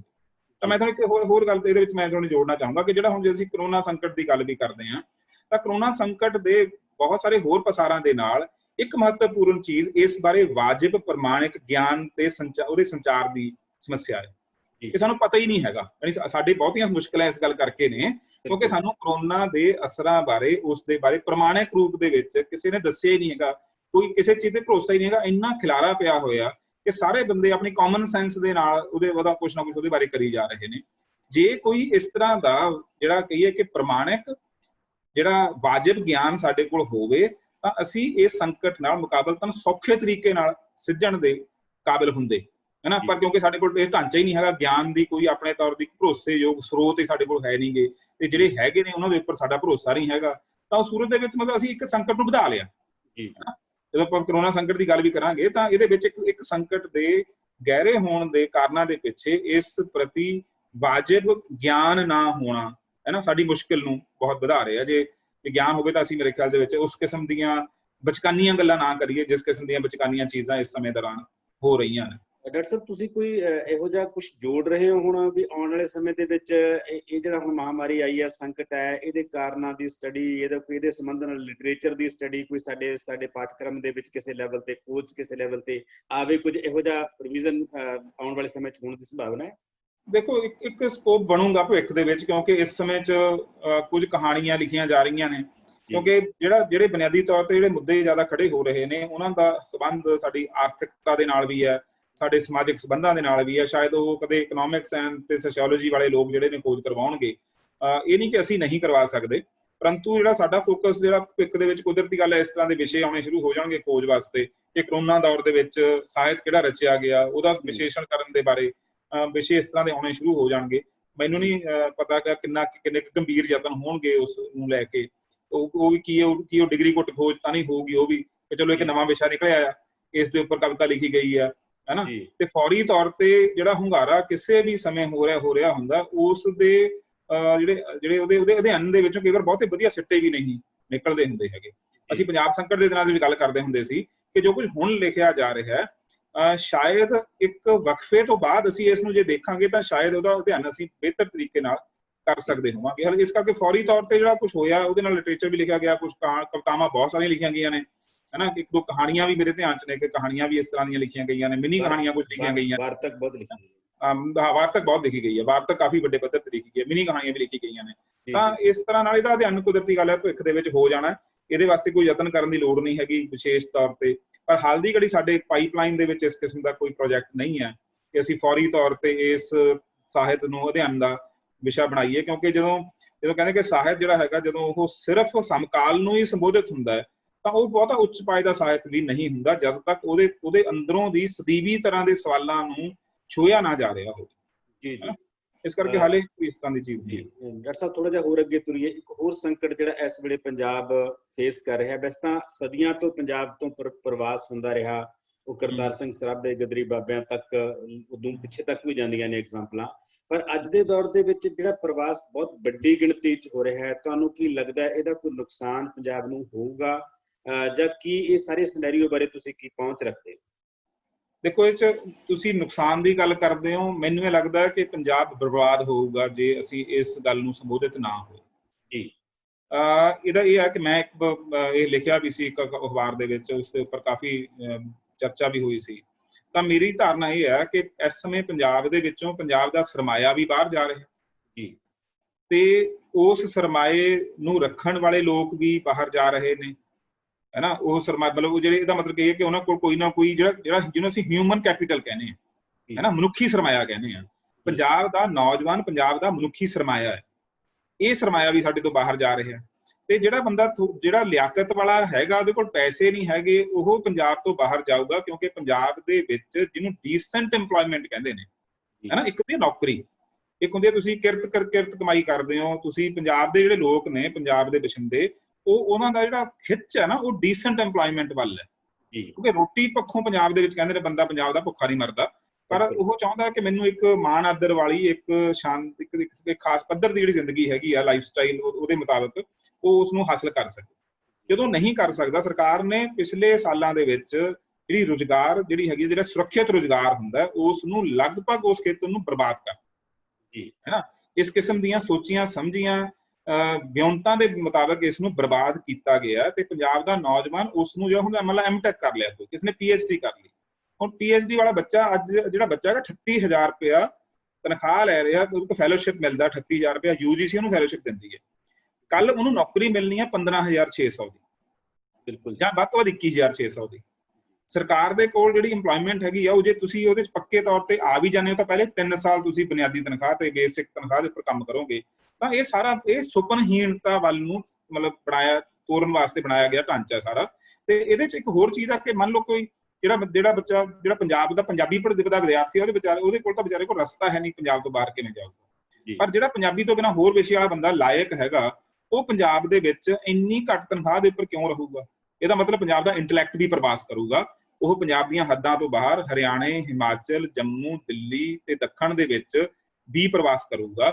ਇਹ ਸਿਰਫ ਬਾਹਰ ਨਹੀਂ ਜਾਣਾ ਲੋਕਾਂ ਨੇ, ਇਹ ਬਾਹਰ ਜਾਣ ਵਾਲੇ ਲੋਕ ਜਿਹੜੇ ਹੈਗੇ ਨਾ, ਉਹ ਨੇ ਜਿਨ੍ਹਾਂ ਕੋਲ 8-10-20 ਲੱਖ ਰੁਪਇਆ ਹੈਗਾ ਲਾਉਣ ਲਈ, ਉਹ ਜਾਣਗੇ। ਪਰ ਜਿਨ੍ਹਾਂ ਕੋਲ ਉਹ ਨਹੀਂ ਹੈਗਾ, ਪਰ ਉਹ ਲਾਇਕ ਨੇ, ਉਹ ਪੰਜਾਬ ਦੀਆਂ ਹੱਦਾਂ ਤੋਂ ਬਾਹਰ ਜਾਣਗੇ। ਤੇ ਜਿਹੜਾ ਫਿਰ ਪ੍ਰਵਾਸ ਜਿਹੜਾ ਪੰਜਾਬ ਵੱਲ ਨੂੰ ਵੀ ਹੁੰਦਾ ਹੈ ਨਾ, ਪੰਜਾਬ ਵੱਲ ਨੂੰ ਵੀ ਲੋਕਾਂ ਨੇ ਪ੍ਰਵਾਸ ਕਰਨਾ ਹੈ। ਤਾਂ ਜਿਹੜਾ ਉਹ ਪ੍ਰਵਾਸ ਤੇ ਇਹ ਬਾਹਰ ਪ੍ਰਵਾਸ ਤੇ ਅੰਦਰਲਾ ਪ੍ਰਵਾਸ ਮਿਲ ਕੇ ਜਿਹੜਾ ਦ੍ਰਿਸ਼ ਬਣਦਾ ਹੈ, ਤਾਂ ਉਸ ਦੇ ਵਿੱਚ ਪੰਜਾਬ ਵਰਤਮਾਨ ਰੂਪ ਦੇ ਵਿੱਚ ਜਿਸ ਤਰ੍ਹਾਂ ਦਾ ਹੈਗਾ, ਇਹ ਨਹੀਂ ਰਹੂਗਾ ਜੇ ਇਸ ਤਰ੍ਹਾਂ ਦਾ ਪ੍ਰਵਾਸ ਜਾਰੀ ਰਹਿੰਦਾ। ਤੇ ਇਸ ਦਾ ਮੁੱਖ ਕਾਰਨ ਪੰਜਾਬ ਅੰਦਰ ਜਿਹੜੀ ਸੁਰੱਖਿਅਤ ਨੌਕਰੀ ਵਾਲੀ, ਡੀਸੈਂਟ ਏਮਪਲੋਇਮੈਂਟ ਵਾਲੀ ਜਿਹੜਾ ਢਾਂਚਾ ਸੀ, ਉਸ ਦਾ ਬਰਬਾਦ ਹੋਣਾ।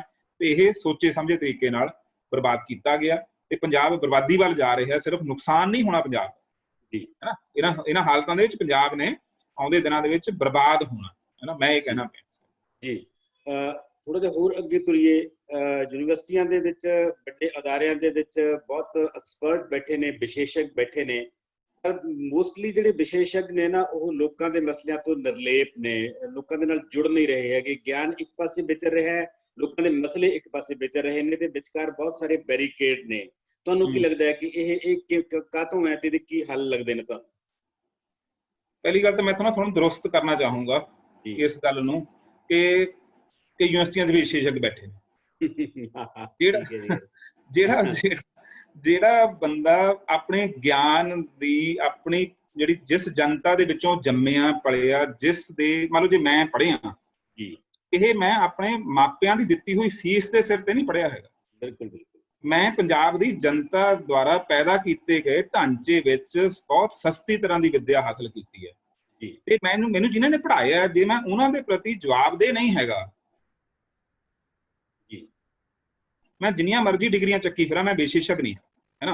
ਉਹਨੂੰ ਤੁਸੀਂ ਗਿਆਨ ਦਾ ਵਿਸ਼ੇਸ਼ਕ ਨਹੀਂ ਕਹਿ ਸਕਦੇ ਹੈਗੇ ਜਿਹੜਾ ਬੰਦਾ ਉਸ ਗਿਆਨ ਦੇ ਨਾਲ ਵਫਾ ਨਹੀਂ ਪਾਲਦਾ, ਹੈ ਨਾ। ਤਾਂ ਮੈਨੂੰ ਪਹਿਲੀ ਗੱਲ ਤਾਂ ਕਿਉਂਕਿ ਮੈਂ ਜਿਸ ਸਾਰੇ ਦਾਇਰੇ 'ਚ ਰਹਿਣਾ, ਮੈਨੂੰ ਕਦੇ ਕਦੇ ਸ਼ੱਕ ਹੁੰਦਾ ਕਿ ਸੱਚੀ ਮੁੱਚੀ ਹੁਣ ਯੂਨੀਵਰਸਿਟੀਆਂ ਉਹ ਥਾਂ ਰਹਿ ਗਈਆਂ ਨੇ ਜਿੱਥੇ ਵਿਸ਼ੇਸ਼ਕ ਤੇ ਗਿਆਨ ਨੂੰ ਪੈਦਾ ਕਰਨ ਵਾਲੇ ਲੋਕ ਬੈਠੇ ਨੇ।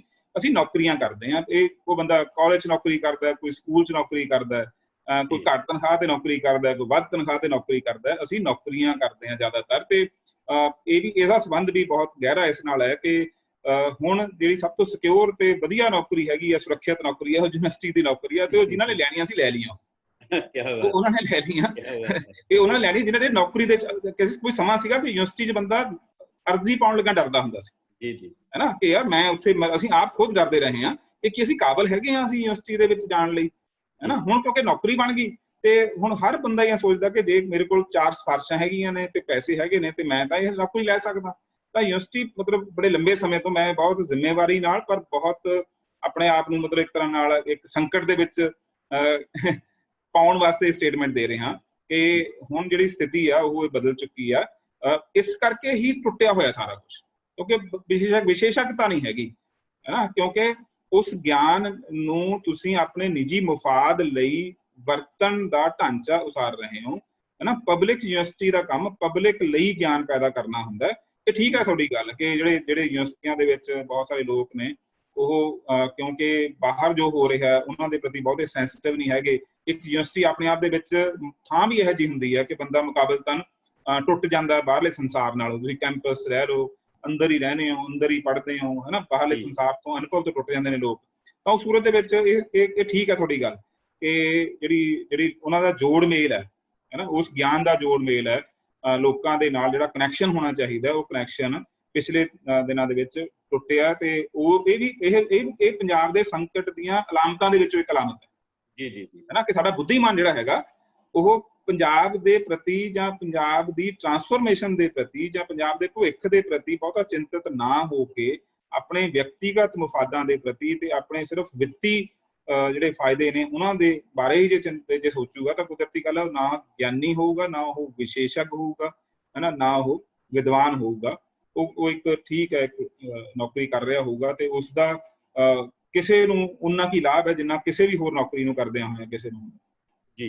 ਇਹਦਾ ਇੱਕ ਨੁਕਸਾਨ ਸਰ ਇਹ ਵੀ ਹੋ ਰਿਹਾ ਹੈ ਕਿ ਸੱਤਾ ਤੇ ਬਾਜ਼ਾਰ ਤਾਂ ਆਪਣਾ ਪ੍ਰਵਚਨ ਸਿੱਧੇ ਤੌਰ ਤੇ ਲੋਕਾਂ ਤੱਕ ਲੈ ਕੇ ਜਾ ਰਿਹਾ ਹੈ, ਪਰ ਠੀਕ ਵਰਜਨ ਕੀ ਹੈ ਇਹ ਕਿਸੇ ਪੱਖੋਂ ਨਹੀਂ ਜਾ ਰਿਹਾ ਹੈਗਾ। ਇੱਥੇ ਕਿਤੇ ਭੂਮਿਕਾ ਬਣਦੀ ਸੀ ਇਹਨਾਂ ਸਾਰੇ ਲੋਕਾਂ ਦੀ ਕਿ ਉਹ ਠੀਕ ਵਰਜਨ ਤੱਕ ਘੱਟੋ ਘੱਟ ਲੋਕਾਂ ਤੱਕ ਲੈ ਕੇ ਜਾਣ। ਇਹ ਠੀਕ ਆ ਕਿ ਜਿਹੜਾ ਕਹੀਏ ਕਿ ਜਿਹੜੇ ਸੱਤਾ ਦੇ ਬਾਜ਼ਾਰ ਦਾ ਜਿਹੜਾ ਪ੍ਰਵਚਨ ਹੈ, ਕਿਉਂਕਿ ਉਹਦੇ ਕੋਲ ਸਾਰੇ ਤਰ੍ਹਾਂ ਦੇ ਸਾਧਨ ਸਰੋਤ ਹੈਗੇ ਨੇ ਆਪਣੇ ਵਿਚਾਰ। ਤੇ ਸਭ ਤੋਂ ਵੱਡੀ ਚੀਜ਼ ਪਤਾ ਕੀ ਹੁੰਦੀ ਆ, ਸੱਤਾ ਜਿਵੇਂ ਕਹਿੰਦੇ ਹੁੰਦੇ ਨੇ ਕਿ ਜਿਹੜਾ ਸੱਭਿਆਚਾਰ ਚਿੰਤਨ ਸਾਨੂੰ ਦੱਸਦਾ ਕਿ ਸੱਤਾ ਜਿਹੜੀ ਸਟਰਕਚਰ ਹੁੰਦੀ ਆ ਉਹ ਸਿਰਫ ਲੋਕਾਂ ਨੂੰ ਡਰਾ ਧਮਕਾ ਕੇ ਨਹੀਂ ਚੀਜ਼ਾਂ ਆਪਣੇ ਮੁਤਾਬਕ ਕਰਨ ਲਾਉਂਦੇ। ਉਹ ਇਹੋ ਜਿਹਾ ਗਿਆਨ ਦਾ ਢਾਂਚਾ ਪੈਦਾ ਕਰਦੇ ਨੇ, ਇਹੋ ਜਿਹੇ ਖਿਆਲ ਪੈਦਾ ਕਰਦੇ ਨੇ ਜਿਹੜੇ ਖਿਆਲਾਂ ਦੀਆਂ ਜੜ੍ਹਾਂ ਲੋਕਾਂ ਦੇ ਜਦੋਂ ਦਿਮਾਗ ਦੇ ਵਿੱਚ ਦਿਲ 'ਚ ਲੱਗ ਜਾਂਦੀਆਂ ਨੇ ਤਾਂ ਉਹ ਦੂਜੀਆਂ ਚੀਜ਼ਾਂ ਦੇਖਣੀਆਂ ਬੰਦ ਕਰ ਦਿੰਦੇ, ਹੈ ਨਾ। ਜਦੋਂ ਮੈਂ ਆਪਣੇ ਆਲੇ ਦੁਆਲੇ ਦੇਖਦਾ ਤਾਂ ਜਿਹੜੇ ਸਾਡੇ ਦੋਸਤ ਨੇ, ਸਾਡੇ ਮਿੱਤਰ ਨੇ, ਉਹ ਲਗਭਗ ਮੈਂ ਕਹਿੰਦਾ ਹੁੰਦਾ ਕਿ ਪੰਜਾਬ ਦੇ ਸਾਡੇ ਇਸ ਸਮੇਂ ਜਿਹਨੂੰ ਅਸੀਂ ਬੁੱਧੀਮਾਨ ਕਹਿੰਦੇ ਹਾਂ, ਜਿਹਦੇ ਵਿੱਚ ਸਾਹਿਤਕਾਰ ਵੀ ਆਉਂਦੇ ਨੇ, ਜਿਹਦੇ ਵਿੱਚ ਪੱਤਰਕਾਰ ਵੀ ਆਉਂਦੇ ਨੇ। ਜਦੋਂ ਮੈਂ ਹੁਣ ਗੱਲ ਕਰ ਰਿਹਾ ਤੁਹਾਨੂੰ ਬਹੁਤ ਗਿਣਤੀ ਨਾਲ ਜੋੜ ਕੇ ਦੇਖਿਓ, ਘੱਟ ਗਿਣਤੀ ਹਮੇਸ਼ਾ ਹੀ ਅਲੱਗ ਤਰ੍ਹਾਂ ਦੀ ਹੁੰਦੀ ਆ ਮੌਜੂਦ। ਤਾਂ ਜਿਹਨੂੰ ਅਸੀਂ ਬੁੱਧੀਮਾਨ ਕਹਿੰਦੇ ਹਾਂ, ਬਹੁਤੇ ਲੋਕ ਨੇ ਉਹ 'ਚ ਰਾਜਨੀਤੀਵਾਨ ਵੀ ਆਉਂਦੇ ਨੇ।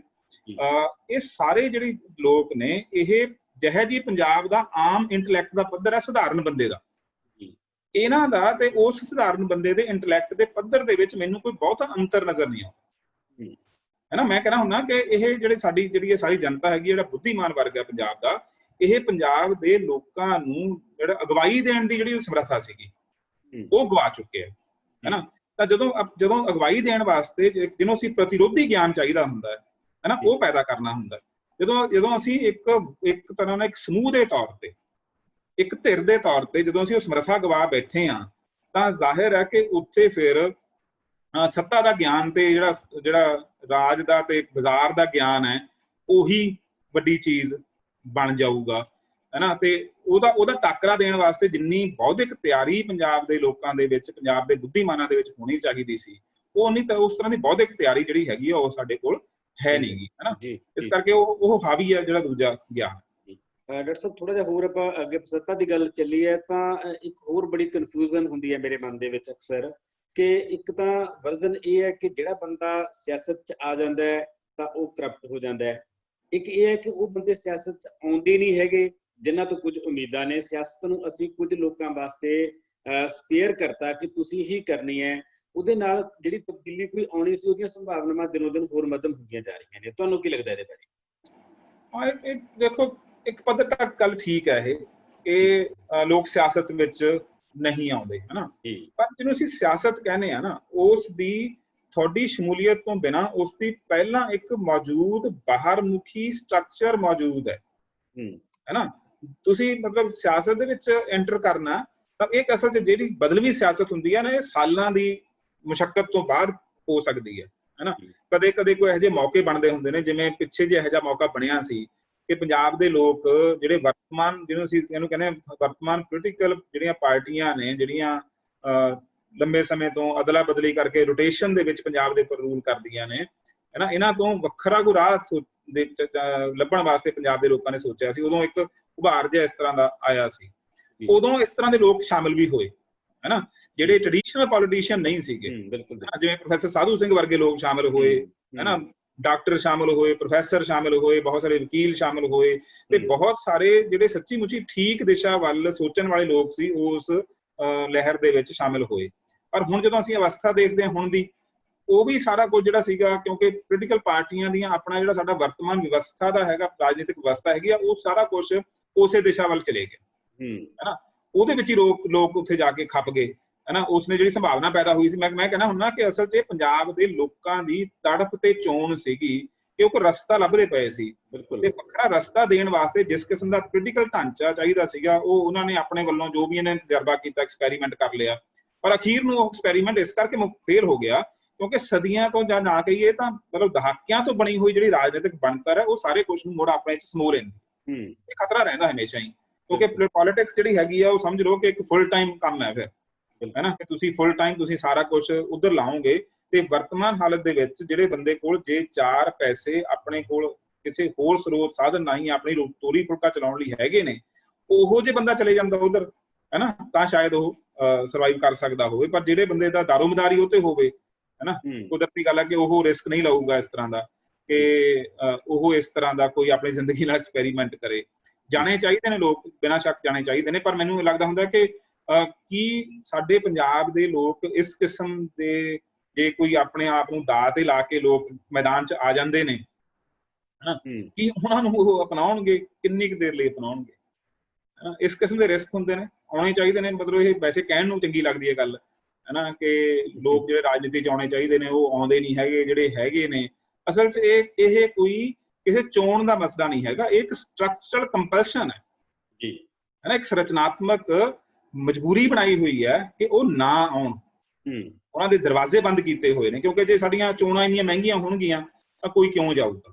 ਪਰ ਸੰਕਟ ਦੇ ਰਾਹ ਤਾਂ ਸਰ ਫੇਰ ਹੀ ਨਿਕਲਣਗੇ ਨਾ। ਨਿਕਲਣਗੇ, ਕੁਦਰਤੀ ਗੱਲ ਹੈ ਵੀ। ਮਤਲਬ ਦੇਖੋ, ਇਹ ਜਿਵੇਂ ਕਹਿੰਦੇ ਹੁੰਦੇ ਨੇ ਕਿ ਕੋਈ ਵੱਡੀਆਂ ਮੂਵਮੈਂਟ ਜਿਹੜੀਆਂ ਪੈਦਾ ਹੋਣ ਪੰਜਾਬ ਦੇ ਵਿੱਚ, ਹੁਣ ਇਸ ਗੱਲ ਦੀ ਵੀ ਲੋੜ ਮਹਿਸੂਸ ਕੀਤੀ ਜਾ ਰਹੀ ਹੈ। ਪਰਸੋਂ ਅਸੀਂ ਗੀਤਕਾਰੀ ਤੇ ਬਹਿਸ ਕਰ ਰਹੇ ਸੀ ਕਿ ਜਦੋਂ ਵੱਡੀਆਂ ਮੂਵਮੈਂਟਸ ਪੈਦਾ ਹੁੰਦੀਆਂ ਪੰਜਾਬ 'ਚ, ਉਦੋਂ ਗੀਤਕਾਰੀ ਠੀਕ ਹੋ ਜਾਂਦੀ ਹੈ ਆਪਣੇ ਆਪ ਹੀ, ਤੇ ਜਦੋਂ ਮੂਵਮੈਂਟ ਨਹੀਂ ਹੁੰਦੀਆਂ ਤਾਂ ਫਿਰ ਲੁੱਚ ਪਾਉ ਚੱਲਣਾ ਸ਼ੁਰੂ ਹੋ ਜਾਂਦਾ ਹੈ, ਫਿਰ ਉਹ ਸਾਰਾ ਕੁਝ ਹੁੰਦਾ ਜੋ ਅੱਜ ਕੱਲ੍ਹ ਹੋ ਰਿਹਾ।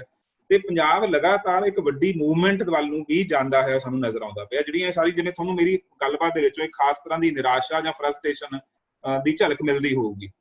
ਅਸਲ ਵਿੱਚ ਇਹ ਝਲਕ, ਇਹਦਾ ਕਾਰਨ ਇਹ ਹੈ ਕਿ ਕੋਈ ਵੱਡਾ ਕੋਈ ਜਿਹੜਾ ਵਹਾਓ ਹੈਗਾ, ਉਸ ਦੇ ਦੀਦਾਰ ਸਾਨੂੰ ਨਹੀਂ ਹੋ ਰਹੇ, ਹੈ ਨਾ। ਜੇ ਸਾਰਾ ਕੁਝ ਇਹ ਫਰਸਟ੍ਰੇਸ਼ਨ ਹੈਗੀ ਆ ਜਾਂ ਇਹ ਨਿਰਾਸ਼ਾ ਹੈਗੀ ਆ, ਤਾਂ ਇਸ ਨਿਰਾਸ਼ਾ ਨੇ ਕੁਝ ਇਹੋ ਜਿਹੀ ਚੀਜ਼ ਪੈਦਾ ਕਰ ਦੇਣੀ ਹੈ ਨਾ, ਜਿਹਦੇ ਵਿੱਚੋਂ ਫਿਰ ਪੰਜਾਬ ਦੇ ਸਵਾਲਾਂ ਦੇ ਉੱਤਰ ਲੱਭੇ ਜਾਣ।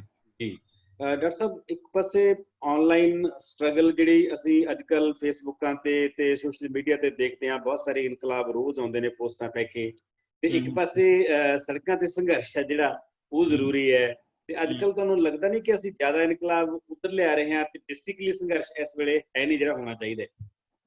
ਦੇਖੋ, ਜੇ ਆਪਾਂ ਭਵਿੱਖ ਦੇ ਸਟਰਗਲਾਂ ਦੀ ਗੱਲ ਕਰਾਂਗੇ ਨਾ, ਸੰਘਰਸ਼ਾਂ ਦੀ ਗੱਲ ਕਰਾਂਗੇ, ਤਾਂ ਹੁਣ ਇਹ ਦੋਵਾਂ ਦੇ ਸੰਤੁਲਨ ਦੇ ਨਾਲ ਹੀ ਹੋਣਗੇ ਜੀ, ਦੋਵਾਂ ਦੇ ਮੇਲ ਮਿਲਾਪ। ਕਈ ਸਾਡੇ ਦੋਸਤ ਨੇ ਉਹ ਅਧਿਆਪਨ ਦੇ ਮੁੱਦੇ ਉੱਪਰ ਵੀ, ਜਿਵੇਂ ਆਨਲਾਈਨ ਟੀਚਿੰਗ ਦੀ ਗੱਲ ਚੱਲੀ, ਇਹਨੂੰ ਵੀ ਪੂਰੀ ਤਰ੍ਹਾਂ ਨਕਾਰ ਦਿੰਦੇ ਨੇ, ਹੈ ਨਾ। ਸੋਸ਼ਲ ਮੀਡੀਆ ਦੀ ਕਿਸੇ ਤਰ੍ਹਾਂ ਦੀ ਵਰਤੋਂ ਦੇ ਖਿਲਾਫ ਬਹੁਤ ਸਾਰੀਆਂ ਆਵਾਜ਼ਾਂ ਤੁਹਾਨੂੰ ਸੁਣਨ ਨੂੰ ਮਿਲ ਜਾਣਗੀਆਂ ਵੀ ਇਹ ਤਾਂ ਬਿਲਕੁਲ ਹੀ ਬਰਬਾਦ ਕਰਨ ਵਾਲਾ। ਮੈਂ ਨਹੀਂ ਇਹ ਮੰਨਦਾ।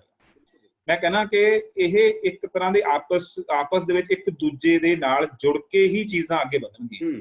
ਇੱਕ ਉਦਾਹਰਨ ਦਿੱਤੀ ਜਾਂਦੀ ਹੁੰਦੀ ਹੈ, ਜਦੋਂ ਮੈਨੂੰ ਫਿਲਮ, ਜਿਵੇਂ ਰੰਗ ਦੇ ਬਸੰਤੀ ਜਿਹੜੀ ਫਿਲਮ ਜਦੋਂ ਬਣੀ, ਹੈ ਨਾ, ਰੰਗ ਦੇ ਬਸੰਤੀ ਫਿਲਮ ਬਣੀ ਤੇ ਉਸ ਤੋਂ ਪਹਿਲਾਂ ਮੇਰੇ ਖਿਆਲ ਜਿਹੜਾ ਘਟਨਾ ਘਟੀ ਸੀਗੀ ਕਿ ਇੱਕ ਫੇਸਬੁੱਕ ਤੇ ਉੱਪਰ ਮੂਵਮੈਂਟ ਚੱਲੀ, ਪਬਲਿਕ ਜਨਤਕ ਮੀਡੀਆ ਦੇ ਉੱਪਰ, ਉਹ ਫਿਰ ਸੜਕਾਂ ਦੇ ਉੱਪਰ ਆ ਗਈ, ਹੈ ਨਾ। ਸੜਕਾਂ ਤੇ ਆ ਕੇ ਕੁਝ ਚੀਜ਼ਾਂ ਬਦਲੀਆਂ ਉਹਦੇ ਨਾਲ, ਹੈ ਨਾ।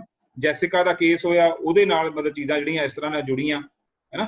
ਤਾਂ ਮਤਲਬ ਇਹ ਚੀਜ਼ਾਂ ਇਹ ਨਹੀਂ ਕਿ ਕਦੇ ਵੀ ਨਹੀਂ ਉਤਰਦੀਆਂ। ਬਹੁਤ ਸਾਰਾ ਇਹੋ ਜਿਹਾ ਕੁਝ ਹੈਗਾ ਜਿਹੜਾ ਸ਼ੁਰੂ ਫੇਸਬੁੱਕ ਉੱਪਰ ਜਾਂ ਇੰਸਟਾਗ੍ਰਾਮ ਦੇ ਉੱਪਰ ਕਿਸੇ ਹੋਰ ਥਾਂ ਤੇ ਹੁੰਦਾ, ਫਿਰ ਉਹ ਵਿਹਾਰਕ ਰੂਪ ਦੇ ਵਿੱਚ ਟਰਾਂਸਲੇਟ ਹੁੰਦਾ, ਜਾ ਕੇ ਅਨੁਵਾਦ ਹੋ ਜਾਂਦਾ ਜਿਹੜੀ ਸੜਕਾਂ ਦੇ ਉੱਪਰ ਹੋਣ ਵਾਲੀ, ਮੈਦਾਨਾਂ ਦੇ ਵਿੱਚ ਹੋਣ ਵਾਲੀ ਸਰਗਰਮੀ ਆ ਉਹਦੇ ਵਿੱਚ ਚਲੇ ਜਾਂਦਾ। ਜਿਹੜੇ ਮੈਂ ਦੇਖਿਆ ਕਿ ਬਹੁਤ ਜ਼ਿਆਦਾ ਉਤਸ਼ਾਹੀ ਜਿਹੜੇ ਫੇਸਬੁੱਕ ਉਤਸ਼ਾਹੀ ਹੁੰਦੇ ਨੇ ਉਹ ਉੱਥੇ ਉਤਸ਼ਾਹੀ ਨਹੀਂ ਹੁੰਦੇ, ਹਨਾ, ਕਿਉਂਕਿ ਫੇਸਬੁੱਕ ਇੱਕ ਆਪਣੇ ਤਰ੍ਹਾਂ ਦੇ ਜਿਹੜਾ ਬਹੁਤ ਹੀ ਅੰਤਰਮੁਖੀ ਸੁਭਾਅ ਵਾਲਾ ਬੰਦਾ ਹੈਗਾ ਉਹਨੂੰ ਵੀ ਬੋਲਣ ਦਾ ਇੱਕ ਮੰਚ ਦੇ ਦਿੰਦੀ ਹੈ। ਉਹ ਬੰਦੇ ਨੇ ਬਾਹਰ ਜਾ ਕੇ ਨਹੀਂ ਖੜਨਾ ਹੁੰਦਾ, ਪਰ ਖਿਆਲਾਂ ਦਾ ਜਿਹੜਾ ਨਿਸੰਗ ਕਿਸਮ ਦਾ ਪ੍ਰਗਟਾਵਾ ਹੈਗਾ ਉਹ ਲਾਜ਼ਮੀ ਤੌਰ ਤੇ ਉਸ ਦਾ ਇੱਕ ਵਧੀਆ ਮੰਚ ਇਹ ਹੈਗਾ, ਹੈ ਨਾ, ਕਿ ਤੁਸੀਂ ਨਿਸੰਗ ਰੂਪ ਦੇ ਵਿੱਚ।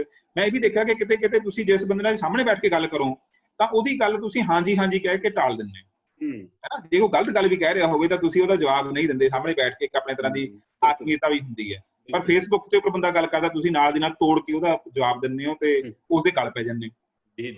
ਇਹਦਾ ਮਤਲਬ ਫੇਸਬੁੱਕ ਇਸ ਤਰ੍ਹਾਂ ਦੀ ਇੱਕ ਤੁਹਾਨੂੰ ਆਜ਼ਾਦੀ ਦਿੰਦੀ ਹੈ ਵੀ ਤੁਸੀਂ ਆਪਣੇ ਆਪ ਨੂੰ ਪ੍ਰਗਟ ਕਰੋ। ਪਰ ਜੇ ਇਹਦੇ ਵਿੱਚ ਉਹ ਜਨਤਾ ਜਿਹੜੀ ਬਾਹਰ ਮੁਖਤਾ ਦੇ ਨਾਲ ਫੇਸਬੁੱਕ ਦੇ ਉੱਪਰ ਸਰਗਰਮ ਹੋਊਗੀ ਉਹ ਲਾਜ਼ਮੀ ਤੌਰ ਤੇ ਸੜਕਾਂ ਦੇ ਉੱਪਰ ਵੀ ਜਾਊਗੀ।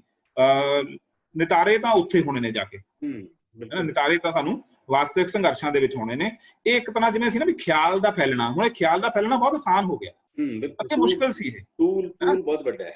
ਜਿਹਨੂੰ ਅਸੀਂ ਕਹਿੰਦੇ ਪਬਲਿਕ ਓਪੀਨੀਅਨ ਬਣਨਾ, ਹੈ ਨਾ। ਜਿਹੜਾ ਪਬਲਿਕ ਓਪੀਨੀਅਨ ਬਣਨ ਦੇ ਵਾਸਤੇ ਜਿਹੜਾ ਸਾਡੇ ਕੋਲ ਵਾਇਆ ਮੀਡੀਆ ਜਾਂ ਮਾਧਿਅਮ ਸੀਗਾ, ਸੰਚਾਰ ਦੇ ਸਾਧਨ ਹੁੰਦੇ ਸੀਗੇ। ਅੱਗੇ ਆਪਾਂ ਕਹਿੰਦੇ ਸੰਚਾਰ ਦੇ ਸਾਧਨ ਸਾਡੇ ਕੰਟਰੋਲ ਕੀਤੇ ਨੇ ਸਰਕਾਰ ਨੇ ਜਾਂ ਬਾਜ਼ਾਰ ਨੇ, ਪਰ ਇਹ ਇੱਕ ਥੋੜਾ ਜਿਹਾ ਇਸਨੇ ਮੌਕਾ ਪੈਦਾ ਕੀਤਾ ਕਿ ਸੰਚਾਰ ਦੇ ਸਾਧਨ ਤੁਹਾਡੇ ਆਪਣੇ ਕੰਟਰੋਲ ਦੇ ਵਿੱਚ ਵੀ ਹੋ ਸਕਦੇ ਨੇ, ਤੁਹਾਡੇ ਕੋਲ ਸਕੋਪ ਹੋ ਸਕਦਾ ਹੈ, ਇਸ ਰਾਹੀਂ ਤੁਸੀਂ ਆਪਣੀ ਗੱਲ ਲੈ ਕੇ ਜਾ ਸਕਦੇ ਹੋ। ਤੇ ਇਹਨੂੰ ਇਸ ਤਰੀਕੇ ਨਾਲ ਇੱਕ ਹੱਦ ਤੱਕ ਪੋਜ਼ਿਟਿਵ ਤਰੀਕੇ ਨਾਲ ਵੀ ਲੈਣ ਦੀ ਜ਼ਰੂਰਤ ਹੈ। ਸਿਰਫ ਇਸ ਨੂੰ ਨਕਾਰਨ ਦੀ ਜ਼ਰੂਰਤ ਨਹੀਂ ਹੈਗੀ, ਪਰ ਇਹ ਕੰਪਲੀਮੈਂਟ ਕਰੂਗੀ। ਜੇ ਇਹ ਕੰਪਲੀਮੈਂਟ ਨਹੀਂ ਕਰ ਰਹੀ, ਹੈ ਨਾ, ਫਿਰ ਕੁਦਰਤੀ ਗੱਲ ਹੈ ਕਿ ਇਹਦਾ ਆਪਣੇ ਆਪ ਦੇ ਵਿੱਚ ਇੰਨਾ ਕੁ ਫਾਇਦਾ ਹੈਗਾ ਕਿ ਇੱਕ ਖਿਆਲ ਪੈਦਾ ਹੁੰਦਾ, ਫੈਲਦਾ, ਲੋਕਾਂ ਤੱਕ ਪਹੁੰਚਦਾ, ਹੈ ਨਾ, ਤੇ ਉਹਦੇ ਚੋਂ ਸੰਭਾਵਨਾਵਾਂ ਪੈਦਾ ਹੁੰਦੀਆਂ।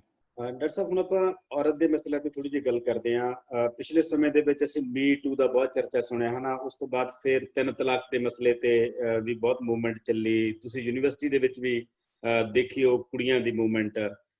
ਤੁਹਾਨੂੰ ਕੀ ਲੱਗਦਾ ਹੈ ਕਿ ਔਰਤ ਦੀ ਆਜ਼ਾਦੀ ਦਾ ਮਸਲਾ ਕਿੰਨਾ ਡਿਵੈਲਪ ਹੋਇਆ ਹੈ ਜਾਂ ਕਿੱਥੇ ਕਿੱਥੇ ਸੰਕਟ ਪਏ ਨੇ? ਮੈਂ 3 ਤਲਾਕ ਦੇ ਮਸਲੇ ਤੇ ਕੱਲ ਇੱਕ ਰਿਪੋਰਟ ਪੜ੍ਹ ਰਿਹਾ ਸੀ ਕਿ ਕੇਸ ਫੈਸਲਾ ਵੀ ਹੋ ਗਿਆ, ਪਰ ਅਜੇ ਤੱਕ ਵੀ ਤਲਾਕ ਉਵੇਂ ਹੀ ਹੋ ਰਹੇ ਨੇ ਜਿਵੇਂ ਪਹਿਲਾਂ ਵਾਲੇ ਟ੍ਰੈਂਡ ਤੇ ਹੋ ਰਹੇ ਨੇ। ਤੁਸੀਂ ਇਸ ਮਸਲੇ ਬਾਰੇ ਕੀ ਕਹਿਣਾ ਚਾਹੁੰਦੇ ਹੋ?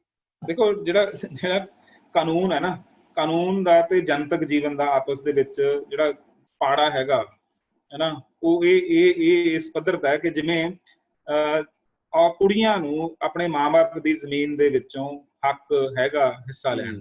ਬਿਲਕੁਲ, ਹੈ ਨਾ, ਇਹ ਕਾਨੂੰਨ ਹੈ ਜੀ, ਠੀਕ ਹੈ। ਦਾਜ ਨਹੀਂ ਲੈਣਾ, ਇਹ ਕਾਨੂੰਨ ਹੈ ਜੀ, ਹੈ ਨਾ। ਕੁੱਟਮਾਰ ਘਰਾਂ ਦੇ ਵਿੱਚ ਨਹੀਂ ਹੋਣੀ ਚਾਹੀਦੀ, ਇਹ ਕਾਨੂੰਨ ਹੈ। ਐਵੇਂ 3 ਤਲਾਕ ਇੱਕ ਕਾਨੂੰਨ ਹੈ।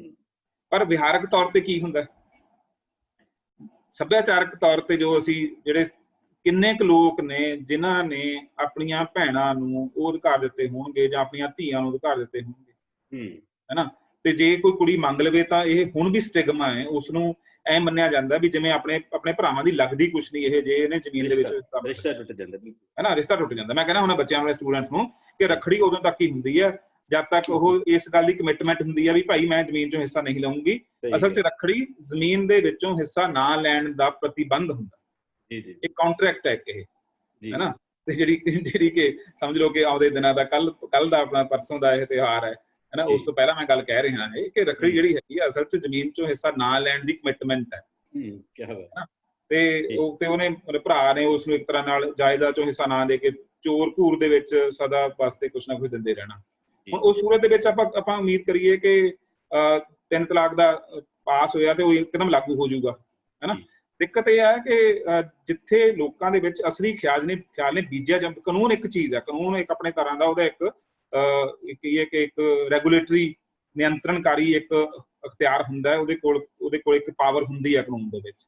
ਪਰ ਉਸ ਤੋਂ ਬਿਨਾਂ ਕਿ ਸੱਭਿਆਚਾਰਕ ਤੌਰ ਤੇ ਜਦੋਂ ਤੱਕ ਚੀਜ਼ਾਂ ਤੁਹਾਡੇ ਅੰਦਰ ਨਹੀਂ ਰਮਦੀਆਂ ਹੈਗੀਆਂ, ਹੈ ਨਾ। ਹੁਣ ਅਸੀਂ ਕਹਿੰਦੇ ਹਾਂ ਕੁੜੀਆਂ ਬਰਾਬਰ ਹੁੰਦੀਆਂ ਨੇ, ਤੁਸੀਂ ਪੰਜਾਬ ਦੇ ਮੁੰਡਿਆਂ ਤੋਂ, ਨੌਜਵਾਨਾਂ ਤੋਂ, ਉਹਨਾਂ ਤੋਂ ਖਿਆਲ ਇਕੱਠੇ ਕਰਕੇ ਦੇਖ ਲਓ ਕਿ ਕਿੰਨੀ ਕੁ ਬਰਾਬਰੀ ਉਹ ਅਸਲ ਦੇ ਵਿੱਚ ਆਪਣੇ ਅੰਦਰ ਮਹਿਸੂਸ ਕਰਦੇ ਨੇ, ਹੈ ਨਾ। ਇਹ ਸੰਵਿਧਾਨਕ ਤੌਰ ਤੇ ਬਰਾਬਰੀ ਹੈਗੀ ਹੈ, ਪਰ ਸਾਡੇ ਸੱਭਿਆਚਾਰ ਦਾ, ਸਾਡੀ ਜੀਵਨ ਜਾਂਚ ਦਾ ਹਿੱਸਾ ਹਲੇ ਇਹ ਬਰਾਬਰੀ ਨਹੀਂ ਹੈਗੀ। ਇਹਦੇ ਤੇ ਲੰਬੀ ਲੜਾਈ ਲੜੀ ਜਾਣੀ ਹੈ ਤੇ ਮੈਂ ਤੁਹਾਨੂੰ ਦੱਸਦਾ ਕਿ ਇਹ ਲੜਾਈ ਸ਼ੁਰੂ ਹੋ ਚੁੱਕੀ ਹੈ, ਹੈ ਨਾ। ਜਦੋਂ ਪੰਜਾਬੀ ਯੂਨੀਵਰਸਿਟੀ ਦੇ ਵਿੱਚ, ਫਿਰ ਪੰਜਾਬ ਯੂਨੀਵਰਸਿਟੀ ਦੇ ਵਿੱਚ ਕੁੜੀਆਂ ਨੇ ਵਿਦਿਅਕ ਅਦਾਰਿਆਂ ਦੇ ਵਿੱਚ ਜਿਹੜੇ ਵੀ ਉਹਨਾਂ ਨੂੰ ਅਖਤਿਆਰ ਮਿਲਦੇ ਨੇ ਮੁੰਡਿਆਂ ਨੂੰ ਉਸ ਵਾਸਤੇ ਲੜਨਾ ਸ਼ੁਰੂ ਕੀਤਾ, ਤਾਂ ਉਹ ਲੜਾਈ ਜਿਹੜੀ ਹੈਗੀ ਆ ਉਹ ਇੱਕ ਤਰ੍ਹਾਂ ਨਾਲ ਮੈਦਾਨ ਦੇ ਵਿੱਚ ਆ ਗਈ ਲੜਾਈ, ਹੈ ਨਾ। ਤੇ ਹੁਣ ਵੀ ਵਜੂਦ ਤੇ ਅਸੁਵਿਧਾ ਨਾਮ ਦੀਆਂ ਜਿਹੜੀਆਂ ਦੋ ਬਣੀਆਂ ਹੋਈਆਂ ਨੇ, ਦੋ ਗਰੁੱਪ ਬਣੇ ਹੋਏ ਨੇ, ਉਹ ਬਹੁਤ ਹੀ ਵਧੀਆ ਕੰਮ ਕਰ ਰਹੇ ਨੇ, ਕਿਉਂਕਿ ਮੈਂ ਉਹਨਾਂ ਨੂੰ ਜਾਣਦਾ ਨਿੱਜੀ ਤੌਰ ਤੇ, ਇਸ ਤੋਂ ਬਿਨਾਂ ਵੀ ਬਹੁਤ ਸਾਰੇ ਲੋਕ ਕੰਮ ਕਰ ਰਹੇ ਨੇ। ਮਤਲਬ ਮੈਂ ਤੁਹਾਨੂੰ ਇੱਕ ਬੜੀ ਇੰਟਰਸਟਿੰਗ ਗੱਲ ਦੱਸਦਾ ਤੇ ਇੱਕ ਬੜੀ ਉਮੀਦ ਵਾਲੀ ਗੱਲ ਦੱਸਦਾ ਜੀ।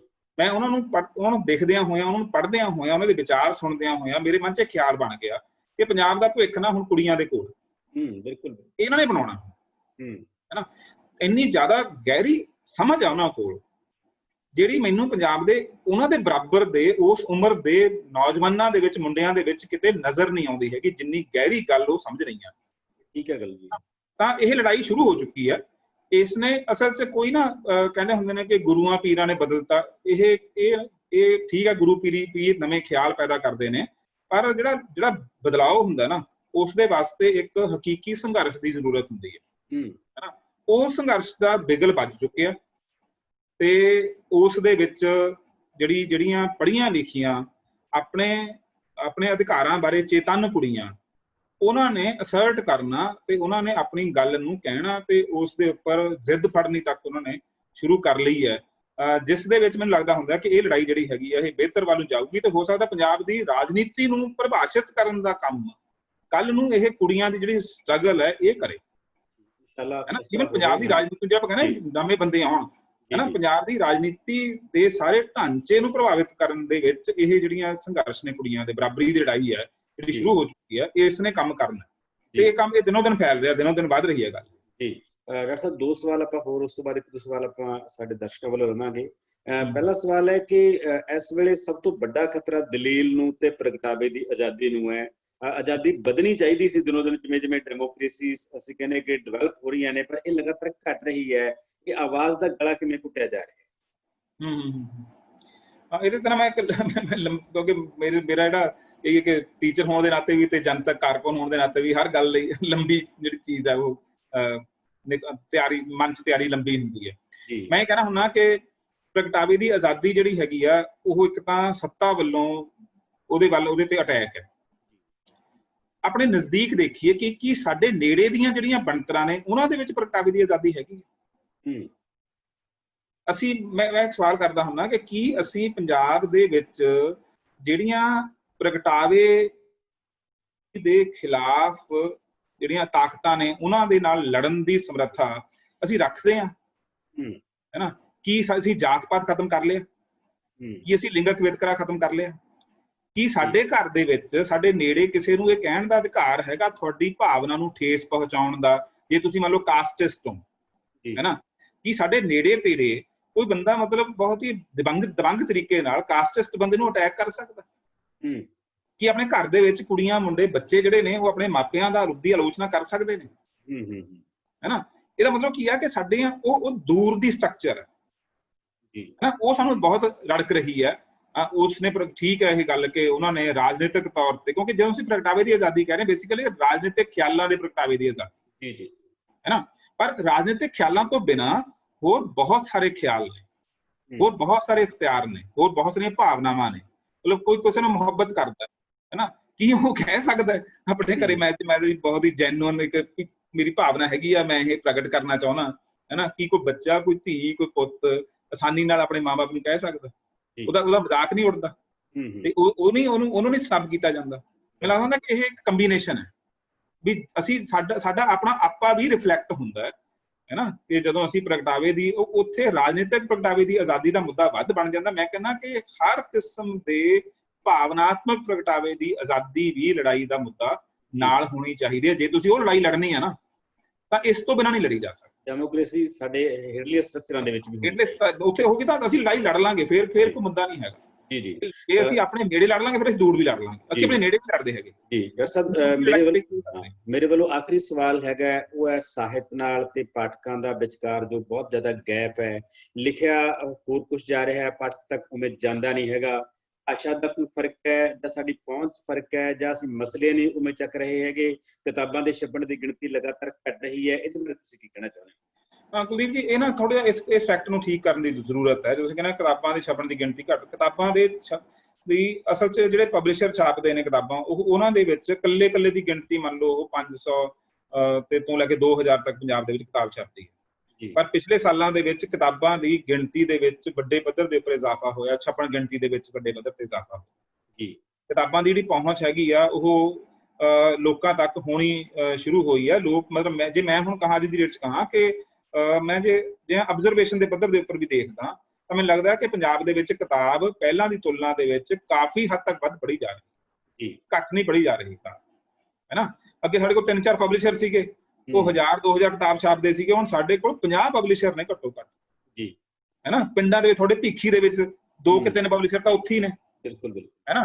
ਪਟਿਆਲੇ ਵਿੱਚ 3-4 ਪਬਲਿਸ਼ਰ ਨੇ ਹੈ ਨਾ, ਜਿਹੜਾ ਵੱਡਾ ਕੰਮ ਕਰ ਰਹੇ ਨੇ। ਤੇ ਈਵਨ ਜਿਹੜੇ ਸਾਡੇ ਖੁਸ਼ਵੰਤ ਬਰਗਾੜੀ ਹੋਰੀ ਕੰਮ ਕਰ ਰਹੇ ਨੇ ਹੈ ਨਾ, ਉਹ ਛਾਪਦੇ ਵੀ ਨੇ, ਕਿਤਾਬ ਦੇ ਵਿਤਰਨ ਦੀ ਗੱਲ ਵੀ ਕਰਦੇ ਨੇ। ਇੱਕ ਤਾਂ ਇਸ ਗੱਲ ਨੂੰ ਆਪਾਂ ਸੋਚੀਏ ਕਿ ਇਹ ਨਹੀਂ, ਐਵੇਂ ਨਹੀਂ ਹੋ ਰਿਹਾ। ਕਿਤਾਬ ਪੰਜਾਬ ਦੇ ਵਿੱਚ ਛਪਦੀ ਹੈ, ਪੰਜਾਬ ਦੇ ਵਿੱਚ ਕਿਤਾਬ ਵਿਕਦੀ ਹੈ, ਪੰਜਾਬ ਦੇ ਵਿੱਚ ਇਸ ਗੱਲ ਦੇ ਵਿੱਚ ਇਜ਼ਾਫਾ ਹੋਇਆ। ਅਗਲੀ ਚੀਜ਼ ਜਿਹੜਾ ਸਾਹਿਤ ਹੈ ਨਾ, ਸਾਹਿਤ ਆਪਣੇ ਆਪ ਦੇ ਵਿੱਚ ਪੜ੍ਹਨ ਦੇ ਵਾਸਤੇ ਇੱਕ ਪਹਿਲਾਂ ਇੱਕ ਯੋਗਤਾ ਚਾਹੀਦੀ ਹੈ ਜਾਂ 2 ਯੋਗਤਾਵਾਂ ਚਾਹੀਦੀਆਂ ਨੇ। ਇੱਕ ਯੋਗਤਾ ਚਾਹੀਦੀ ਹੈ ਅੱਖਰ ਗਿਆਨ ਦੀ, ਬਿਲਕੁਲ। ਦੂਸਰੀ ਯੋਗਤਾ ਚਾਹੀਦੀ ਹੈ ਸ਼ਾਬਦਿਕ ਸੋਹਜ ਦੇ ਗਿਆਨ ਦੀ, ਹੈ ਨਾ। ਹੁਣ ਸਾਡਾ ਜਦੋਂ ਅਸੀਂ ਬੱਚਿਆਂ ਨੂੰ ਪੜ੍ਹਾਉਣਾ ਸ਼ੁਰੂ ਕਰਦੇ ਹਾਂ ਹੈ ਨਾ, ਅਸੀਂ ਉਹਨਾਂ ਨੂੰ ਪੰਜਾਬੀ ਦੀ ਥਾਂ ਦੇ ਉੱਪਰ ਅੰਗਰੇਜ਼ੀ ਦੇ ਅੱਖਰ ਗਿਆਨ ਦੇ ਰਸਤੇ ਉੱਪਰ ਤੋਰਦੇ ਹਾਂ ਹੈ ਨਾ। ਉਹਨੂੰ ਅਸੀਂ ਪੰਜਾਬੀ ਅੱਖਰ ਗਿਆਨ ਤੋਂ ਵਾਂਝਾ ਕਰਨਾ ਸ਼ੁਰੂ ਕਰ ਦਿੰਦੇ ਹਾਂ। ਪੰਜਾਬ ਦੇ ਵਿੱਚ ਜੋ ਲੋਕ ਪੜ੍ਹ ਰਹੇ ਨੇ, ਇਹਨੂੰ ਅਸੀਂ ਪੜ੍ਹੇ ਲਿਖੇ ਲੋਕ ਕਹਿੰਦੇ ਹਾਂ, ਉਹ ਪੰਜਾਬੀ ਤੋਂ ਮਤਲਬ ਦੂਰ ਜਾ ਰਹੇ ਲੋਕ ਨੇ। ਫਿਰ ਸੋਹਜ ਗਿਆਨ ਤਾਂ ਸਾਡੇ ਨੇੜੇ ਤੇੜੇ ਲਿਟਰੇਚਰ ਪੜ੍ਹਨਾ ਜਾਂ ਕਵਿਤਾ ਨੂੰ ਪੜ੍ਹਨਾ, ਇਹਨੂੰ ਐ ਮੰਨਿਆ ਜਾਂਦਾ ਵੀ ਜਿਵੇਂ ਵਾਧੂ ਦਾ ਕੰਮ ਹੈ, ਬਿਲਕੁਲ ਹੈ ਨਾ। ਜਦੋਂ ਅਸੀਂ ਵਿਦਿਆਰਥੀ ਇਸ ਤਰ੍ਹਾਂ ਦੇ ਪੜ੍ਹਾ ਰਹੇ ਹਾਂ ਤਾਂ ਉਹਨਾਂ ਦੇ ਵਿੱਚ ਉਸ ਕਿਸਮ ਦੇ ਜਿਹੜਾ ਸ਼ਾਬਦਿਕ ਸੋਹਜ ਹੁੰਦਾ, ਉਸ ਦੀ ਸੈਂਸ ਇਸ ਕਰਕੇ ਵੀ ਨਹੀਂ ਹੁੰਦੀ ਕਿਉਂਕਿ ਸਾਡੀ ਜਿਹੜੀ ਲੋਕਧਾਰਾਈ ਵਿਰਾਸਤ ਸੀ, ਉਹ 'ਚ ਕਹਾਣੀਆਂ ਲੋਰੀਆਂ ਉਹ ਸਾਡੀ ਖਤਮ ਕਰਤੀਆਂ ਸੀ ਹੈ ਨਾ। ਕਿੰਨੇ ਘਰਾਂ ਦੇ ਵਿੱਚ ਕਹਾਣੀਆਂ ਸੁਣਾਈਆਂ ਜਾਂਦੀਆਂ, ਲੋਰੀਆਂ ਸੁਣਾਈਆਂ ਜਾਂਦੀਆਂ ਨੇ ਹੈ ਨਾ। ਸਾਡੇ ਕੋਲ ਪੰਜਾਬੀ ਦੇ ਵਿੱਚ ਨਵੇਂ ਬੱਚੇ ਨੂੰ ਸੁਣਾਉਣ ਵਾਸਤੇ ਲੋਰੀਆਂ ਨਹੀਂ ਹੈਗੀਆਂ। ਅੱਗੇ ਮਤਲਬ ਲੋਰੀਆਂ ਤੇ ਕਹਾਣੀਆਂ ਦੇ ਰਾਹੀਂ ਅੱਗੇ ਇੱਕ ਸ਼ਾਬਦਿਕ ਸੋਹਜ ਗਿਆਨ ਬਹੁਤ ਹੀ ਸੁਭਾਵਿਕ ਰੂਪ ਦੇ ਵਿੱਚ ਸਾਡੇ ਮਨਾਂ ਦੇ ਅੰਦਰ ਪੈਦਾ ਹੋ ਜਾਂਦਾ ਸੀ। ਉਹ ਹੌਲੀ ਹੌਲੀ ਜਿਹੜੇ ਲੋਕ ਨੇ ਉਹ ਲਿਟਰੇਚਰ ਵਾਲੇ ਪਾਸੇ ਵੀ ਚਲੇ ਜਾਂਦੇ ਸੀ। ਕਿੱਸੇ ਚਿੱਠੇ ਲੋਕ ਪੜ੍ਹਦੇ ਰਹੇ ਨੇ, ਸੁਣਦੇ ਰਹੇ ਨੇ ਹੈ ਨਾ। ਇਸ ਤਰ੍ਹਾਂ ਦੀ ਚੀਜ਼ਾਂ ਸਾਡੇ ਕੋਲ ਮੌਜੂਦ ਨੇ। ਤਾਂ ਹੁਣ ਇਸ ਗੱਲ ਦੀ ਕਮੀ ਕਰਕੇ ਜਿਹੜਾ ਪਾਠਕ ਹੈ, ਜਿਹਨੂੰ ਕਹਿੰਦੇ ਹਾਂ ਅਸੀਂ, ਉਹਦੇ ਕੋਲ ਡਿਮਾਂਡ ਹੈਗੀ। ਹੁਣ ਦੇਖੋ ਤੁਸੀਂ ਪੰਜਾਬ ਦੇ ਵਿੱਚ ਕਿੰਨੀਆਂ ਕਿਤਾਬਾਂ ਅਨੁਵਾਦ ਹੋਈਆਂ ਹੈ ਨਾ। ਵਿਸ਼ਵ ਸਾਹਿਤ ਦੀਆਂ ਵੱਡੀਆਂ ਕਿਤਾਬਾਂ ਜਿਹੜੀਆਂ ਨੇ ਹੁਣ ਪੰਜਾਬ ਦੇ ਵਿੱਚ ਆਸਾਨੀ ਨਾਲ ਥੋੜੀ ਦੇਰ ਬਾਅਦ ਜਿਹੜੀ ਕਿਤਾਬ ਉੱਥੇ ਪ੍ਰਚਲਿਤ ਹੁੰਦੀ ਹੈ, ਚਰਚਿਤ ਹੁੰਦੀ ਹੈ, ਪੰਜਾਬੀ ਦੇ ਵਿੱਚ ਟ੍ਰਾਂਸਲੇਟ ਹੋ ਜਾਂਦੀ ਹੈ ਤੇ ਪੰਜਾਬ 'ਚ ਪੜ੍ਹੀ ਜਾਂਦੀ ਹੈ ਨਾ। ਮੈਂ 2 ਕਿਤਾਬਾਂ ਦੀ ਉਦਾਹਰਨ ਦਿੰਦਾ ਕਿ ਇੱਕ ਅਨੁਰਾਧਾ ਬੇਨੀਵਾਲ ਦੀ ਹੈ ਨਾ ਕਿਤਾਬ ਆਈ, ਆਜ਼ਾਦੀ ਮੇਰਾ ਬ੍ਰਾਂਡ, ਉਹ ਦਿਨਾਂ ਦੇ ਵਿੱਚ ਹੀ ਖਤਮ ਹੋ ਗਈ ਹੈ ਨਾ। ਤੇ ਦੂਸਰੀ ਕਿਤਾਬ ਜਿਹੜੀ ਸਪਨਾ ਚਮੜੀਆ ਦੀ ਕਿਤਾਬ ਆਈ ਸੀਗੀ, ਰੋਜ਼ ਵਾਲੀ ਔਰਤ ਦਾ ਪੰਜਾਬੀ ਅਨੁਵਾਦ ਹੋਇਆ ਸੀਗਾ, ਉਹ ਕਿਤਾਬ ਬੜੀ ਜਲਦੀ ਖਤਮ ਹੋ ਗਈ। ਇਹਦਾ ਮਤਲਬ ਪੰਜਾਬ ਦੀ ਵਾਰਤਕ ਪੜ੍ਹੀ ਗਈ ਹੈ ਸਰ, ਵਾਰਤਕ ਪੜ੍ਹੀ ਹੈ, ਕਵਿਤਾ ਤੇ ਹੋਰ ਦੂਜੇ ਪਾਸੇ ਸੰਕਟ ਪੈਦੇ ਬੈਠੇ, ਨਾਵਲ ਪੜ੍ਹਿਆ ਗਿਆ, ਵਾਰਤਕ ਪੜ੍ਹੀ ਗਿਆ, ਕਹਾਣੀ ਪੜ੍ਹੀ ਜਾਊਗੀ। ਮੈਂ ਕਹਿਣਾ ਹੁੰਦਾ ਕਿ ਇਹਦਾ ਮਤਲਬ ਪੰਜਾਬ ਦੇ ਬੰਦੇ ਦੀ ਭੁੱਖ ਇੰਨੀ ਕੁ ਹੈਗੀ ਹੈ ਕਿ ਪੰਜਾਬ ਦਾ ਸਾਹਿਤਕਾਰ ਉਸ ਦੀ ਪੂਰਤੀ ਨਹੀਂ ਕਰ ਪਾ ਰਿਹਾ। ਇਸ ਕਰਕੇ ਸਾਨੂੰ ਬਹੁਤ ਸਾਰੀਆਂ ਕਿਤਾਬਾਂ ਦੇ ਅਨੁਵਾਦ ਪੰਜਾਬੀ ਦੇ ਵਿੱਚ ਫਟਾਫਟ ਕਰਨੇ ਪੈ ਰਹੇ ਨੇ ਤੇ ਉਹਨਾਂ ਤੱਕ ਪਹੁੰਚਾਏ ਜਾ ਰਹੇ ਨੇ ਹੈ ਨਾ। ਤਾਂ ਮਤਲਬ ਮੈਂ ਇਸ ਗੱਲ ਤੋਂ ਬਹੁਤਾ ਨਿਰਾਸ਼ ਨਹੀਂ ਹੈਗਾ। ਇਸ ਗੱਲ ਨੂੰ ਲੈ ਕੇ ਮੈਨੂੰ ਲੱਗਦਾ ਕਿ ਪੰਜਾਬ ਦੇ ਵਿੱਚ ਜਿਹੜੀ ਚੀਜ਼ ਦੀ ਜ਼ਰੂਰਤ ਹੈਗੀ ਆ, ਜਿਹਨੂੰ ਅਸੀਂ ਕਹਿੰਦੇ ਆ ਆਰਟਿਸਟਿਕ ਲਿਟਰੇਸੀ ਹੈ ਨਾ, ਕਲਾਤਮਕ ਅੱਖਰ ਗਿਆਨ, ਸਿਰਫ ਦੂਜਾ ਅੱਖਰ ਗਿਆਨ ਨਹੀਂ, ਜਿਹੜਾ ਸੋਹਜਾਤਮਕ ਅੱਖਰ ਗਿਆਨ, ਉਸ ਦੀ ਕਿਤੇ ਜਿਹੜੀ ਕਮੀ ਹੈਗੀ ਆ, ਉਸ ਕਰਕੇ ਵੀ ਸਾਡਾ ਪਾਠਕ ਉਹਨਾਂ ਚੀਜ਼ਾਂ ਤੱਕ ਕਈ ਵਾਰ ਮਤਲਬ ਉਹਦੀ ਰਸਾਈ ਨਹੀਂ ਹੁੰਦੀ। ਮੈਂ ਆਖਰੀ ਗੱਲ ਮੈਂ ਕਹਿ ਦਿੰਦਾ, ਕੱਲ ਸਮਝਣ ਦੀ ਲੋੜ ਵੀ ਹੈ ਕਿ ਜੇ ਸਾਹਿਤ ਸਿਰਫ ਜਨਤਾ ਦੀਆਂ ਲੋੜਾਂ ਦੇ ਮੁਤਾਬਕ ਲਿਖਿਆ ਜਾਣਾ ਸ਼ੁਰੂ ਹੋ ਜਾਵੇ ਨਾ, ਤਾਂ ਹਾਲਤ ਸਾਹਿਤ ਦੀ ਹੋਊਗੀ ਜਿਹੜੀ ਹੁਣ ਗੀਤਕਾਰੀ ਦੇ ਵਿੱਚ ਹੈ ਨਾ। ਫਿਰ ਤਾਂ ਜੇ ਜਨਤਾ ਦੀਆਂ ਲੋੜਾਂ ਤੇ ਵਿਕਣ ਦੇ ਵਾਸਤੇ ਹੀ ਸਾਹਿਤ ਜੇ ਲਿਖਿਆ ਜਾਊਗਾ, ਫਿਰ ਉਹ ਤਾਂ ਫਿਰ ਉਹਨਾਂ ਦੇ ਜਿਹੜੇ ਸਧਾਰਨ ਸੋਚ ਸਵਾਦ ਨੇ ਉਹਨਾਂ ਦੇ ਮੁਤਾਬਕ ਵੀ ਚੀਜ਼ਾਂ ਤੁਹਾਨੂੰ ਕਰਨੀਆਂ ਪੈਣਗੀਆਂ। ਅਸਲ ਜਿਹੜਾ ਲਿਟਰੇਚਰ ਹੈ ਉਸਨੇ ਪਾਠਕ ਦੇ ਸੋਚ ਸਵਾਦ ਨੂੰ ਉੱਪਰ ਚੱਕ ਕੇ ਆਪਣੇ ਬਰਾਬਰ ਲੈ ਕੇ ਆਉਣਾ ਹੁੰਦਾ ਤੇ ਉਸ ਵਾਸਤੇ ਮੁਸ਼ੱਕਤ ਦੀ ਲੋੜ ਹੁੰਦੀ ਹੈ, ਉਸ ਵਾਸਤੇ ਗਾਈਡੈਂਸ ਦੀ ਲੋੜ ਹੁੰਦੀ ਹੈ, ਉਹਦੇ ਵਾਸਤੇ ਮਾਹੌਲ ਦੀ ਲੋੜ ਹੁੰਦੀ ਹੈ ਨਾ। ਤੇ ਉਸ ਕਰਕੇ ਲਿਟਰੇਚਰ ਦੇ ਵਿੱਚ ਸ਼ਾਇਦ ਇੰਨੀ ਮੁਸ਼ਕਿਲ ਨਹੀਂ ਹੋਊਗੀ ਕਿ ਲਿਟਰੇਚਰ ਜਿਹੜਾ ਹੈਗਾ ਉਹ ਕਿਉਂਕਿ ਸਾਡੇ ਕੋਲ ਲਿਟਰੇਚਰ ਹੁਣ ਪੜ੍ਹਨਾ ਨਹੀਂ ਆਉਂਦਾ, ਇਸ ਕਰਕੇ ਸਾਨੂੰ ਲੱਗਦਾ ਕਿ ਇਹਦੀ ਲੋੜ ਨਹੀਂ ਹੈਗੀ। ਬਿਲਕੁਲ ਹੈ ਨਾ। ਜਾਂ ਇਹ ਸਾਡੇ ਪਾਠਕ ਦੇ ਅਸੀਂ ਹੁਣ ਮੰਨ ਲਓ ਉਹਦੇ ਨਾਵਲ ਨੇ ਜਸਵੀਰ ਮੰਡ ਦੇ, ਉਹਨੂੰ ਸਧਾਰਨ ਪਾਠਕ ਪੜ੍ਹ ਕੇ ਦਿਖਾਵੇ, ਨਹੀਂ ਪੜ੍ਹ ਸਕਦਾ ਨਾ, ਕਿਉਂਕਿ ਉਹਦੇ ਬਹੁਤ ਗੁੱਝਾ ਸੋਹਜ ਆ ਉਹਦੀ ਰਚਨਾਵਾਂ ਦੇ ਵਿੱਚ। ਤਾਂ ਇਹਦਾ ਮਤਲਬ ਇਹ ਨਹੀਂ ਆ ਕਿ ਉਹ ਸਾਹਿਤ ਮਾੜਾ ਹੈ ਜੀ ਹੈ ਨਾ। ਤਾਂ ਮਤਲਬ ਸਾਡਾ ਜਿਹੜਾ ਜਨਤਕ ਪੱਧਰ ਦੇ ਉੱਪਰ ਜਿਹੜਾ ਸਾਡਾ ਇਹ ਜਿਹੜੀ ਐਵਰੇਜ ਸੋਚ ਸਵਾਦ ਦਾ ਪੱਧਰ ਹੈ ਪੰਜਾਬੀ ਬੰਦੇ ਦਾ, ਉਸ ਦੇ ਨੀਵੇਂ ਹੋਣ ਤੇ ਨੀਵੇਂ ਹੁੰਦੇ ਜਾਣ ਕਰਕੇ ਤਾਂ ਕੁਝ ਮੁਸ਼ਕਲਾਂ ਹੈਗੀਆਂ ਨੇ। ਤੇ ਇਹ ਨਹੀਂ ਹੈਗਾ ਕਿ ਇਕੱਲਾ ਸਾਹਿਤ ਜਿਹੜਾ ਹੈਗਾ ਉਸ ਦੇ ਵਿੱਚ ਵੀ ਸਾਹਿਤ ਉਹਨੂੰ ਜੇ ਸਾਹਿਤ ਬਿਲਕੁਲ ਹੀ ਸਧਾਰਨ ਪਾਠਕ ਦੇ ਮੁਤਾਬਕ ਉਸ ਦੇ ਸੋਚ ਸਵਾਦ ਦੇ ਮੁਤਾਬਕ ਲਿਖਿਆ ਜਾਣਾ ਸ਼ੁਰੂ ਹੋ ਜਾਵੇ, ਹੈ ਨਾ, ਤਾਂ ਫਿਰ ਉਹ ਅਸ਼ਲੀਲ ਸਾਹਿਤ ਲਿਖਣਾ ਪਊਗਾ ਆਪਾਂ। ਸੋਚ ਸਵਾਦ ਦਾ ਸਰ ਇੱਕ ਮਸਲਾ ਇਹ ਵੀ ਹੈ ਕਿ ਲੋਕ ਫਿਲਮਾਂ ਦੇਖਦੇ ਨੇ, ਲੋਕ ਟੀਵੀ ਤੇ ਕੁਝ ਪ੍ਰੋਗਰਾਮ ਦੇਖਦੇ ਨੇ, ਸੋਚ ਸਵਾਦ ਉਹਨਾਂ ਦੇ ਵਿੱਚ ਵੀ ਆਪਣੀ ਤਰ੍ਹਾਂ ਦਾ ਹੁੰਦਾ ਹੈ, ਸਮਝ ਉੱਤੇ ਵੀ ਡੀਪ ਹੁੰਦੀ ਹੈ, ਇਹ ਜੀ ਗੱਲ ਨਹੀਂ ਹੁੰਦੀ, ਪਰ ਉਹਦੇ ਨਾਲ ਲੋਕ ਵੱਧ ਜੁੜ ਜਾਂਦੇ ਨੇ। ਮੁਕਾਬਲਤਨ ਸਾਡੇ ਘਰਾਂ ਕੋਈ ਕਿਤਾਬਾਂ ਹੈ ਨਹੀਂ ਗੀਆਂ। ਕੁਲਦੀਪ, ਮੈਂ ਤੁਹਾਨੂੰ ਪਹਿਲਾਂ ਕਿਹਾ ਸੀ ਨਾ ਕਿ ਜਿਹੜਾ ਦੋ ਤਰ੍ਹਾਂ ਦੀਆਂ ਸਮਰੱਥਾਵਾਂ ਚਾਹੀਦੀਆਂ ਸਾਹਿਤ ਪੜ੍ਹਨ ਲਈ। ਜੀ, ਫਿਲਮ ਫਿਲਮ ਦੇਖਣ ਲਈ ਤੇ ਮਿਊਜ਼ਿਕ ਸੁਣਨ ਵਾਸਤੇ ਕੰਨ ਤੇ ਅੱਖਾਂ ਚਾਹੀਦੀਆਂ ਜੀ, ਹੈ ਨਾ। ਤੁਹਾਨੂੰ ਨਹੀਂ ਦੇਖਣਾ ਆਉਂਦਾ, ਇਹ ਵੱਖਰੀ ਗੱਲ ਹੈ, ਪਰ ਸਾਹਿਤ ਪੜ੍ਹਨ ਲਈ ਤੁਹਾਨੂੰ ਅੱਖਰ ਗਿਆਨ ਚਾਹੀਦਾ, ਹੈ ਨਾ। ਫਿਰ ਸ਼ਬਦਾਂ ਦੇ ਵਿੱਚ ਉਤਰਨਾ, ਕਿਉਂਕਿ ਬੰਦਾ ਬਹੁਤ ਜ਼ਿਆਦਾ ਮਤਲਬ ਮਾਨਸਿਕ ਤੌਰ ਤੇ ਇਕਾਗਰ ਚਿੱਤ ਹੋ ਕੇ ਜਦੋਂ ਪੜੂਗਾ, ਤੁਸੀਂ ਸਾਹਿਤ ਪੜ੍ਹਦੇ ਹੋਏ ਸਬਜ਼ੀ ਨਹੀਂ ਕੱਟ ਸਕਦੇ ਹੈ ਨਾ। ਇਹਦਾ ਮਤਲਬ ਸਾਹਿਤ ਦੀ ਜਿਹੜੀ ਰਚਨਾ ਹੈਗੀ ਆ, ਸਾਹਿਤ ਦਾ ਉਹ ਤੁਹਾਨੂੰ ਕਹਿੰਦੀ ਆ ਕਿ ਸਾਰੇ ਕੰਮ ਕਰ ਛੱਡ ਕੇ ਬੈਠ, ਹੈ ਨਾ। ਇਸ ਕਰਕੇ ਫਿਲਮਾਂ ਤੇ ਤੁਸੀਂ ਗੱਡੀ ਚਲਾਉਂਦੇ ਹੋਏ ਵੀ ਗੀਤ ਸੁਣ ਸਕਦੇ ਹੋ, ਚੰਗੇ ਤੇ ਮਾੜੇ ਸਭ ਤਰ੍ਹਾਂ ਦੇ ਗੀਤ ਸੁਣ ਸਕਦੇ ਹੋ, ਕਿਉਂਕਿ ਸਾਹਿਤ ਕਲਾ ਇਹ ਇੰਗੇਜਿੰਗ ਕਲਾ ਹੈ, ਇਹ ਬੰਦੇ ਨੂੰ ਇੰਗੇਜ ਕਰਦੀ ਹੈ। ਤੇ ਇੰਗੇਜ ਹੋਣ ਵਾਸਤੇ ਮਤਲਬ ਮੁਕਾਬਲਤਨ ਵੱਧ ਮਿਹਨਤ ਕਰਨੀ ਪੈਂਦੀ ਹੈ, ਉਹਦੇ ਕੋਲ ਵੱਧ ਸਮਰੱਥਾ ਚਾਹੀਦੀ ਹੈ ਬੰਦੇ ਕੋਲ ਲਿਟਰੇਚਰ ਨਾਲ ਇੰਗੇਜ ਹੋਣ ਲਈ। ਇਹ ਠੀਕ ਹੈ ਕਿ ਸੋਚ ਦਾ ਸਾਰਾ ਈਵਨ ਉੱਥੇ ਵੀ ਜਿਹੜੀ ਜੇ ਫਿਲਮਾਂ ਤੇ ਸੰਗੀਤ ਦੀ ਗੱਲ ਕਰਦੇ ਹਾਂ, ਉਹ ਵੀ ਇੱਕ ਤਰ੍ਹਾਂ ਦਾ ਨਹੀਂ ਹੈ, ਕਈ ਤਰ੍ਹਾਂ ਦਾ, ਹੈ ਨਾ। ਉੱਥੇ ਵੀ ਕਲਾਤਮਕ ਫਿਲਮਾਂ ਹੈਗੀਆਂ ਜਿਹੜੀਆਂ ਘੱਟ ਦੇਖੀਆਂ ਜਾਂਦੀਆਂ ਨੇ, ਹੈ ਨਾ। ਉੱਥੇ ਜਿਹੜਾ ਕਲਾਸੀਕਲ ਸੰਗੀਤ ਹੈ ਘੱਟ ਸੁਣਿਆ ਜਾਂਦਾ, ਹੈ ਨਾ, ਕਿਉਂਕਿ ਸਾਨੂੰ ਸੰਗੀਤ ਸੁਣਨਾ ਨਹੀਂ ਆਉਂਦਾ, ਪਰ ਫਿਰ ਵੀ ਸਾਡੇ ਕੋਲ ਕੰਨ ਹੈਗੇ ਨੇ, ਤਾਂ ਉਹ ਸੰਗੀਤ ਸਾਡੇ ਕੰਨਾਂ 'ਚ ਤਾਂ ਪੈ ਹੀ ਸਕਦਾ। ਸ਼ਬਦ ਨਹੀਂ ਆਪਣੇ ਆਪ ਆ ਕੇ ਸਾਡੀਆਂ ਅੱਖਾਂ ਤੇ ਸਾਡੇ ਮਨ ਮਸਤਕ ਦੇ ਵਿੱਚ ਵੜ ਸਕਦੇ, ਉਹਨਾਂ ਨੂੰ ਤਾਂ ਪੜ੍ਹਨ ਵਾਸਤੇ ਤਰੱਦਦ ਕਰਨਾ ਪਊਗਾ, ਤੇ ਉਹਦੇ ਵਾਸਤੇ ਯਤਨ ਨਾਲ ਜਿਹੜਾ ਸੁਚੇਤ ਯਤਨ ਹੈ ਤੇ ਇਕਾਗਰ ਚਿੱਤ ਯਤਨ ਹੈ, ਉਹਦੇ ਨਾਲ ਲਿਟਰੇਚਰ ਪੜ੍ਹਿਆ ਜਾਊਗਾ। ਇਸ ਕਰਕੇ ਮੁਸ਼ਕਿਲ ਕਲਾ ਵੀ ਹੈ। ਇਸ ਕਰਕੇ ਇਹਦਾ ਜਿਹੜਾ ਪਾਠਕ ਆ ਉਹ ਫਿਲਮਾਂ ਤੇ ਜਿਹੜਾ ਸੰਗੀਤ ਹੈ ਉਸ ਦੇ ਸਰੋਤਿਆਂ ਦੀ ਤੁਲਨਾ ਦੇ ਵਿੱਚ ਕੁਦਰਤੀ ਗੱਲ ਹੈ ਘੱਟ ਵੀ ਹੋਊਗਾ। ਜੀ ਡਾਕਟਰ ਸਾਹਿਬ, ਤੁਸੀਂ ਬਹੁਤ ਖੂਬਸੂਰਤ ਜਵਾਬ ਦਿੱਤੇ ਸਾਰੇ ਸਵਾਲਾਂ ਦੇ। ਸੰਕਟਾਂ ਦੀ ਆਪਾਂ ਪਛਾਣ ਵੀ ਕੀਤੀ, ਚਲੋ ਜਿੰਨਾ ਕੁ ਆਪਾਂ ਇਹਦੇ ਹੱਲ ਵੱਲ ਜਾ ਸਕਦੇ ਸੀ ਉਹ ਵੀ ਗੱਲਬਾਤ ਚਰਚਾ ਕਰਨ ਦੀ ਕੋਸ਼ਿਸ਼ ਕੀਤੀ।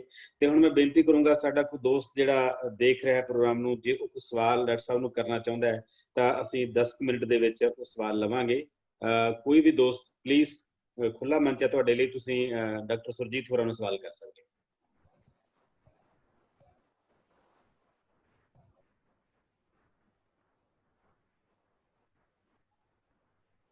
ਜੀ ਦੋਸਤੋ,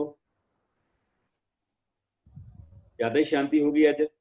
ਡਾਕਟਰ ਸਾਹਿਬ ਮੈਂ ਗੱਲ ਕਰਨੀ ਹੈ। ਹਾਂਜੀ ਹਾਂਜੀ, ਹਾਂ, ਸਤਪਾਲ ਭਿੱਖੀ ਜੀ, ਸਵਾਗਤ ਹੈ ਤੁਹਾਡਾ। ਹਾਂ, ਡਾਕਟਰ ਸਾਹਿਬ ਨੇ ਬਹੁਤ ਖੁੱਲੀਆਂ ਗੱਲਾਂ ਕੀਤੀਆਂ ਨੇ ਜੀ। ਮੈਨੂੰ ਲੱਗਾ ਨੰਗੀਆਂ ਤਾਰਾਂ ਨੂੰ ਹੱਥ ਪਾਇਆ ਜਿਨ੍ਹਾਂ ਨੇ, ਉਹ ਵੀ ਰਹਿੰਦੇ ਨੇ ਇਹ। ਉਹਨੇ ਬਹੁਤ ਵੱਡੀਆਂ ਗੱਲਾਂ ਕੀਤੀਆਂ। ਵੱਡੀ ਗੱਲ ਇਹ ਵੀ ਕਿ ਜਿਹੜੇ ਸਾਡਾ ਬੌਧਿਕ ਕਾਡਰ ਹੈ, ਜਿਹੜਾ ਯੂਨੀਵਰਸਿਟੀ ਕਾਲਜਾਂ ਦੇ ਵਿੱਚ ਬੈਠਾ ਹੈ, ਔਰ ਜਿਹੜੀ ਉਹਨਾਂ ਦੀ ਅਪਰੋਚ ਤੇ ਸਮਝ ਹੈ, ਉਹ ਸਧਾਰਨ ਬੰਦੇ ਦੇ ਬਰਾਬਰ ਦੀ ਹੈਗੀ। ਇਹਨਾਂ ਨੇ ਮਤਲਬ ਇਸ ਤਰ੍ਹਾਂ ਦੀ ਗੱਲ ਕੀਤੀ ਹੈ, ਔਰ ਇੱਕ ਬਹੁਤ ਵੱਡੀ ਗੱਲ ਹੈ। ਔਰ ਇੱਕ ਵੱਡੇ ਅਹੁਦੇ ਤੇ ਬੈਠ ਕੇ ਐਡੀ ਗੱਲ ਕਰਨੀ, ਇਹ ਆਪਣੇ ਆਪ 'ਚ ਬਹੁਤ ਵੱਡੀ ਗੱਲ ਹੈ। ਔਰ ਮੈਂ ਫਿਰ ਵੀ ਸਮਝਦਾ ਕਿ ਜਿਹੜਾ ਸਾਹਿਤ ਹੈ, ਉਹਦੇ ਜਿਹੜੀਆਂ ਵੰਨਗੀਆਂ ਨੇ, ਉਹਦੇ ਵਿੱਚ ਹਜੇ ਵੀ ਜਿਹੜੀਆਂ ਯੂਨੀਵਰਸਿਟੀਆਂ ਕਾਲਜ ਨੇ, ਜਿਹੜੇ ਵਿਦਵਾਨ ਨੇ, ਡਾਕਟਰ ਨੇ, ਪ੍ਰੋਫੈਸਰ ਨੇ, ਉਹ ਹੀ ਸਾਹਿਤ ਦੀ ਹੋਣੀ ਦਾ ਫੈਸਲਾ ਕਰ ਰਹੇ ਨੇ। ਔਰ ਯੂਨੀਵਰਸਿਟੀਆਂ ਦੇ ਵਿੱਚੋਂ ਜਿਹੜੀਆਂ ਗੱਲਾਂ ਜਾਂਦੀਆਂ ਨੇ, ਉਹਨੂੰ ਲੇਖ ਵੱਡੀ ਪੱਧਰ ਤੇ ਲਾਗੂ ਕਰਦੇ ਨੇ ਕਿ ਅਜੇ ਅਸੀਂ ਪ੍ਰਵਾਨ ਨਹੀਂ ਹੋਏ। ਔਰ ਕਿਉਂਕਿ ਮੇਰਾ ਸਵਾਲ ਇਹ ਨਹੀਂ, ਮੇਰਾ ਇੱਕ ਤਰਫਾ ਨਹੀਂ, ਕਿ ਦੁਬਿਧਾ ਵਾਲਾ ਸਵਾਲ ਹੈ ਮੇਰਾ, ਕਿ ਉਹਦੇ ਵਿੱਚ ਉਹ ਵਿਦਵਾਨ ਸ਼ਾਮਲ ਨੇ ਜਾਂ ਉਹਦੇ ਵਿੱਚ ਉਹ ਲੇਖ ਸ਼ਾਮਲ ਨੇ ਜਿਹੜੇ ਜਲਦੀ ਐਸਟੈਬਲਿਸ਼ ਹੋਣਾ ਚਾਹੁੰਦੇ ਨੇ। ਉਹ ਆਪਣੀ ਵਿਦਵਾਨੀ ਦੇ ਵਿੱਚ ਵੀ ਹੋ ਸਕਦਾ, ਉਹ ਲਿਟਰੇਚਰ ਦੇ ਵਿੱਚ ਵੀ ਹੋ ਸਕਦਾ, ਸਿਰਜਣਾ ਦੇ ਵਿੱਚ ਵੀ। ਤਾਂ ਮੈਂ ਡਾਕਟਰ ਸੁਰਜੀਤ ਹੋਰਾਂ ਚਾਹੂੰਗਾ ਕਿ ਇਸ ਵਿਸ਼ੇ ਤੇ ਉਹ ਜ਼ਰੂਰ ਸਾਨੂੰ ਥੋੜੀ ਦੱਸਣ ਕਿ ਇਹ ਅਸਲ 'ਚ ਮਸਲਾ ਹੈ ਕਿ ਸਾਹਿਤਕਾਰ ਯੂਨੀਵਰਸਿਟੀਆਂ ਵੱਲ ਦੇਖਦੇ ਨੇ, ਯੂਨੀਵਰਸਿਟੀਆਂ ਵਾਲੇ ਮੰਨ ਲਓ ਉਹ ਆਪਣਾ ਪ੍ਰਮਾਣ ਪੱਤਰ ਦਿੰਦੇ ਨੇ। ਜੀ ਇਹ ਨਾ ਤੁਸੀਂ ਪਤਾ ਨਹੀਂ, ਮੇਰਾ ਪਹਿਲਾਂ ਕੁਲਦੀਪ ਦੀਪ ਉਹਨਾਂ ਨੇ ਸਾਰੇ ਉਹ ਸਵਾਲ ਪੁੱਛੇ ਜਿਨ੍ਹਾਂ ਦਾ ਮੇਰਾ ਮਤਲਬ ਜਿਨ੍ਹਾਂ ਤੇ ਮੈਂ ਘੰਟਾ ਬੋਲ ਸਕਦਾ, ਤੇ ਇਹਨਾਂ ਤੇ ਤੁਸੀਂ ਹੁਣ ਮਤਲਬ ਜਿਹੜਾ ਇਹਨਾਂ ਨੇ ਕੰਮ ਕੀਤਾ, ਕਿਉਂਕਿ ਇਹ ਨਾ ਮੇਰੇ ਇਹ ਜਿਵੇਂ ਤੁਹਾਡੇ ਚਿੰਤਾ ਦਾ ਵਿਸ਼ਾ ਤੇ ਮੇਰੇ ਸੋਚਣ ਦਾ ਵਿਸ਼ਾ ਵੀ ਇਹ ਹੈਗਾ ਹੈ। ਮੈਂ ਇਸ ਗੱਲ ਦੇ ਉੱਪਰ ਮਤਲਬ ਇੱਕ PhD ਕਰਵਾ ਰਿਹਾ, MPhil ਕਰਵਾ ਚੁੱਕਿਆ। ਅੱਛਾ, ਮੈਂ ਉਹ ਮੇਰਾ ਤੁਹਾਨੂੰ ਮੈਂ ਸ਼ਾਇਦ ਕਿਤਾਬ ਵੀ, ਮਨਜੀਤ ਸਿੰਘ ਮੇਰਾ ਵਿਦਿਆਰਥੀ ਆ, ਉਸਨੇ ਪੰਜਾਬ ਦੇ ਜਿਹੜੇ ਲੇਖਕ ਨੇ ਉਹਨਾਂ ਦੇ ਪ੍ਰੋਫਾਈਲ ਦੇ ਉੱਪਰ ਵੀ ਅਸੀਂ ਕੰਮ ਕੀਤਾ ਹੈ ਨਾ। ਤੇ ਬੜੀ ਰੌਚਕ ਗੱਲ ਦੱਸਦਾ ਕਿ ਅਸੀਂ ਜਿਹੜਾ ਡਾਟਾ ਇਕੱਠਾ ਕੀਤਾ ਉਹ ਪਟਿਆਲੇ ਦੇ ਲੇਖਕਾਂ ਦਾ ਡਾਟਾ ਇਕੱਠਾ ਕੀਤਾ ਸੀਗਾ, ਤੇ ਉਹਨਾਂ ਦੇ ਜਿਹੜੇ ਦੁੱਖ ਦਰਦ ਨੇ ਨਾ, ਉਹ ਦੁੱਖ ਦਰਦ ਇਸ ਗੱਲ ਨਾਲ ਘੱਟ ਜੁੜੇ ਹੋਏ ਨੇ ਕਿ ਉਹਨਾਂ ਦੀ ਕਿਤਾਬ ਨੂੰ ਪਾਠਕ ਨਹੀਂ ਪੜ੍ਹਦਾ ਜਾਂ ਨਹੀਂ ਖਰੀਦਦਾ। ਉਹਨਾਂ ਦੀਆਂ ਜਿਹੜੀਆਂ ਸ਼ਿਕਾਇਤਾਂ ਸੀਗੀਆਂ ਉਹ ਇਹ ਸੀ ਕਿ ਉਹਨਾਂ ਦੀ ਕਿਤਾਬ ਦੇ ਉੱਪਰ ਉਹਨਾਂ ਨੂੰ ਇਨਾਮ ਨਹੀਂ ਮਿਲਦਾ, ਉਹਦੇ ਤੇ ਗੋਸ਼ਟੀ ਨਹੀਂ ਹੁੰਦੀ, ਤੇ ਉਹ ਪਾਠਕ੍ਰਮ ਦਾ ਹਿੱਸਾ ਨਹੀਂ ਬਣਦੀ, ਤੇ ਉਹ ਤੇ ਖੋਜ ਨਹੀਂ ਹੁੰਦੀ, ਹੈ ਨਾ। ਮਤਲਬ ਇਹਦਾ ਮਤਲਬ ਜੇ ਸਾਡੀ ਜਿਹੜੀ ਤਾਰ ਹੈ ਉਹ ਇੱਥੇ ਜੁੜੀ ਹੋਈ ਹੈ, ਤਾਂ ਜਿਹੜੀ ਜਿਹਨੂੰ ਮੈਂ ਕਹਿੰਦਾ ਨਾ ਕਿ ਸਾਹਿਤਕ ਅਸੀਂ ਉਹਦਾ ਕੰਮ ਜਿਹੜਾ ਉਹਦਾ ਨਾਮ ਹੈ ਸਾਹਿਤਕ ਸਮਾਜ। ਇਹ ਸਾਹਿਤਕ ਸਮਾਜ ਹੈ ਇੱਕ। ਇਹ ਸਾਹਿਤਕ ਸਮਾਜ ਦੇ ਵਿੱਚ ਜਿਹੜੀ ਸੱਤਾ ਹੈਗੀ ਹੈ ਉਹ ਹੈਗੀ ਹੈ ਪੰਜਾਬੀ ਦੇ ਆਲੋਚਕਾਂ ਦੇ ਕੋਲ, ਤੇ ਪੰਜਾਬੀ ਦੇ ਜਿਹੜੇ ਉਚੇਰੇ ਪੱਧਰ ਦੇ ਜਿਹਨੂੰ ਤੁਸੀਂ ਯੂਨੀਵਰਸਿਟੀਆਂ ਦੇ ਅਧਿਆਪਕ ਕਹਿੰਦੇ ਆ ਉਹਨਾਂ ਦੇ ਕੋਲ, ਤੇ ਪੰਜਾਬੀ ਦੀਆਂ ਸੰਸਥਾਵਾਂ ਜਿਹਦੇ ਵਿੱਚ ਮੈਂ ਤੇ ਮੈਡਮ ਸੋਹਲ ਬੈਠੇ ਆ, ਹੈ ਨਾ, ਤੇ ਜਿਹਨਾਂ ਕੋਲ ਮਾੜਾ ਮੋਟਾ ਕੋਈ ਨਾ ਕੋਈ ਇਨਾਮ ਇਕਰਾਮ ਹੁੰਦਾ ਹੈ, ਸਾਹਿਤਕ ਸੰਸਥਾਵਾਂ, ਅਕੈਡਮੀਆਂ, ਹੈ ਨਾ, ਇਹਨਾਂ ਦੇ ਕੋਲ ਇਹ ਹੈਗੇ ਨੇ, ਇਹ ਸੱਤਾ ਵਾਲੀ ਧਿਰ ਹੈ। ਸੇਵਾ ਵਾਲੀ ਆ ਸਰ, ਸੱਤਾ ਨਹੀਂ ਹੈ, ਸੇਵਾ ਹੈ। ਦੇਖੋ ਇਹਦੇ ਵਿੱਚੋਂ ਕੋਈ ਕਰਨ ਵਾਲਾ ਹੁੰਦਾ, ਕਰੀ ਵੀ ਜਾਂਦਾ, ਪਰ ਜਿਹੜਾ ਸਾਹਿਤਕ ਸਮਾਜ ਹੈ ਨਾ, ਇਹ ਇਹੋ ਜਿਹੀ ਗੱਲ ਹੈ ਮੈਡਮ ਕਿ ਜਿਵੇਂ ਆਪਣੇ ਬੱਚੇ, ਜਿਵੇਂ ਪੇਰੈਂਟਸ ਕਹਿੰਦੇ ਨੇ ਬੱਚਿਆਂ ਨੂੰ ਕਿ ਅਸੀਂ ਤੁਹਾਡੇ ਭਲੇ ਬਾਰੇ ਸੋਚਦੇ ਹਾਂ, ਹਮੇਸ਼ਾ ਹੀ ਲੱਗਦਾ ਹੁੰਦਾ ਕਿ ਇਹ ਸਾਡੇ ਭਲੇ ਬਾਰੇ ਇਹੀ ਸੋਚਣ ਵਾਲੇ ਨੇ, ਤੇ ਬੱਚੇ ਕਹਿੰਦੇ ਨੇ ਵੀ ਤੁਸੀਂ ਥੋੜਾ ਜਿਹਾ ਮੇਰੇ ਭਲੇ ਬਾਰੇ ਘੱਟ ਸੋਚੋ, ਹੈ ਨਾ। ਤਾਂ ਮੈਨੂੰ ਲੱਗਦਾ ਕਿ ਸਾਡਾ ਜਿਹੜਾ ਇਹ ਨਾ ਜਿਹੜਾ ਸਾਹਿਤਕ ਸਮਾਜ ਹੈ ਇਹਦੀ ਆਪਣੀ ਇੱਕ ਬਣਤਰ ਹੈ, ਇਹਦੀ ਇੱਕ ਹਾਇਰਾਰਕੀ ਹੈ, ਇਹਦੀ ਸਟਰਕਚਰ ਹੈ ਨਾ। ਇਹਦੇ ਵਿੱਚ ਲਗਭਗ ਉਹੋ ਜਿਹੀਆਂ ਅਲਾਮਤਾਂ ਨੇ ਜਿਹੜੀਆਂ ਸਾਡੇ ਸਮਾਜ ਦੇ ਵਿੱਚ ਮੌਜੂਦ ਨੇ, ਤੇ ਇਨਾਮ, ਸਨਮਾਨ, ਸਿਲੇਬਸ, ਖੋਜ ਇਹ ਜ਼ਿਆਦਾ ਮਹੱਤਵਪੂਰਨ ਹੋਇਆ ਪਿਆ ਪਿਛਲੇ ਸਾਲਾਂ ਤੋਂ, ਹੈ ਨਾ। ਜਿਹੜੀ ਮੈਂ ਤੁਹਾਨੂੰ ਸਟੇਟਮੈਂਟ ਦਿੱਤੀ ਹੈ ਨਾ ਕਿ ਪੰਜਾਬ ਦੇ ਬੁੱਧੀਮਾਨ ਦਾ ਰੁਤਬਾ, ਸਾਡੀ ਉਸ ਕਮਾਲ ਦੀ ਗੱਲ ਹੈ ਕਿ ਉਸ ਸਟੱਡੀ ਦੇ ਵਿੱਚੋਂ ਇਹ ਗੱਲ ਨਿਕਲ ਕੇ ਸਾਹਮਣੇ ਆਈ ਕਿ ਪੰਜਾਬ ਦੇ ਲੇਖਕ ਦਾ ਜਿਹੜਾ ਉਹਦੀ ਰਾਜਨੀਤਿਕ ਚੇਤਨਾ ਦਾ ਪੱਧਰ ਹੈ, ਉਸ ਦੀ ਕਲਪਨਾ ਦਾ ਪੱਧਰ ਹੈ ਨਾ, ਉਹ ਵੀ ਪੰਜਾਬ ਦੇ ਸਧਾਰਨ ਬੰਦੇ ਦੇ ਵਰਗਾ ਹੀ ਹੈ।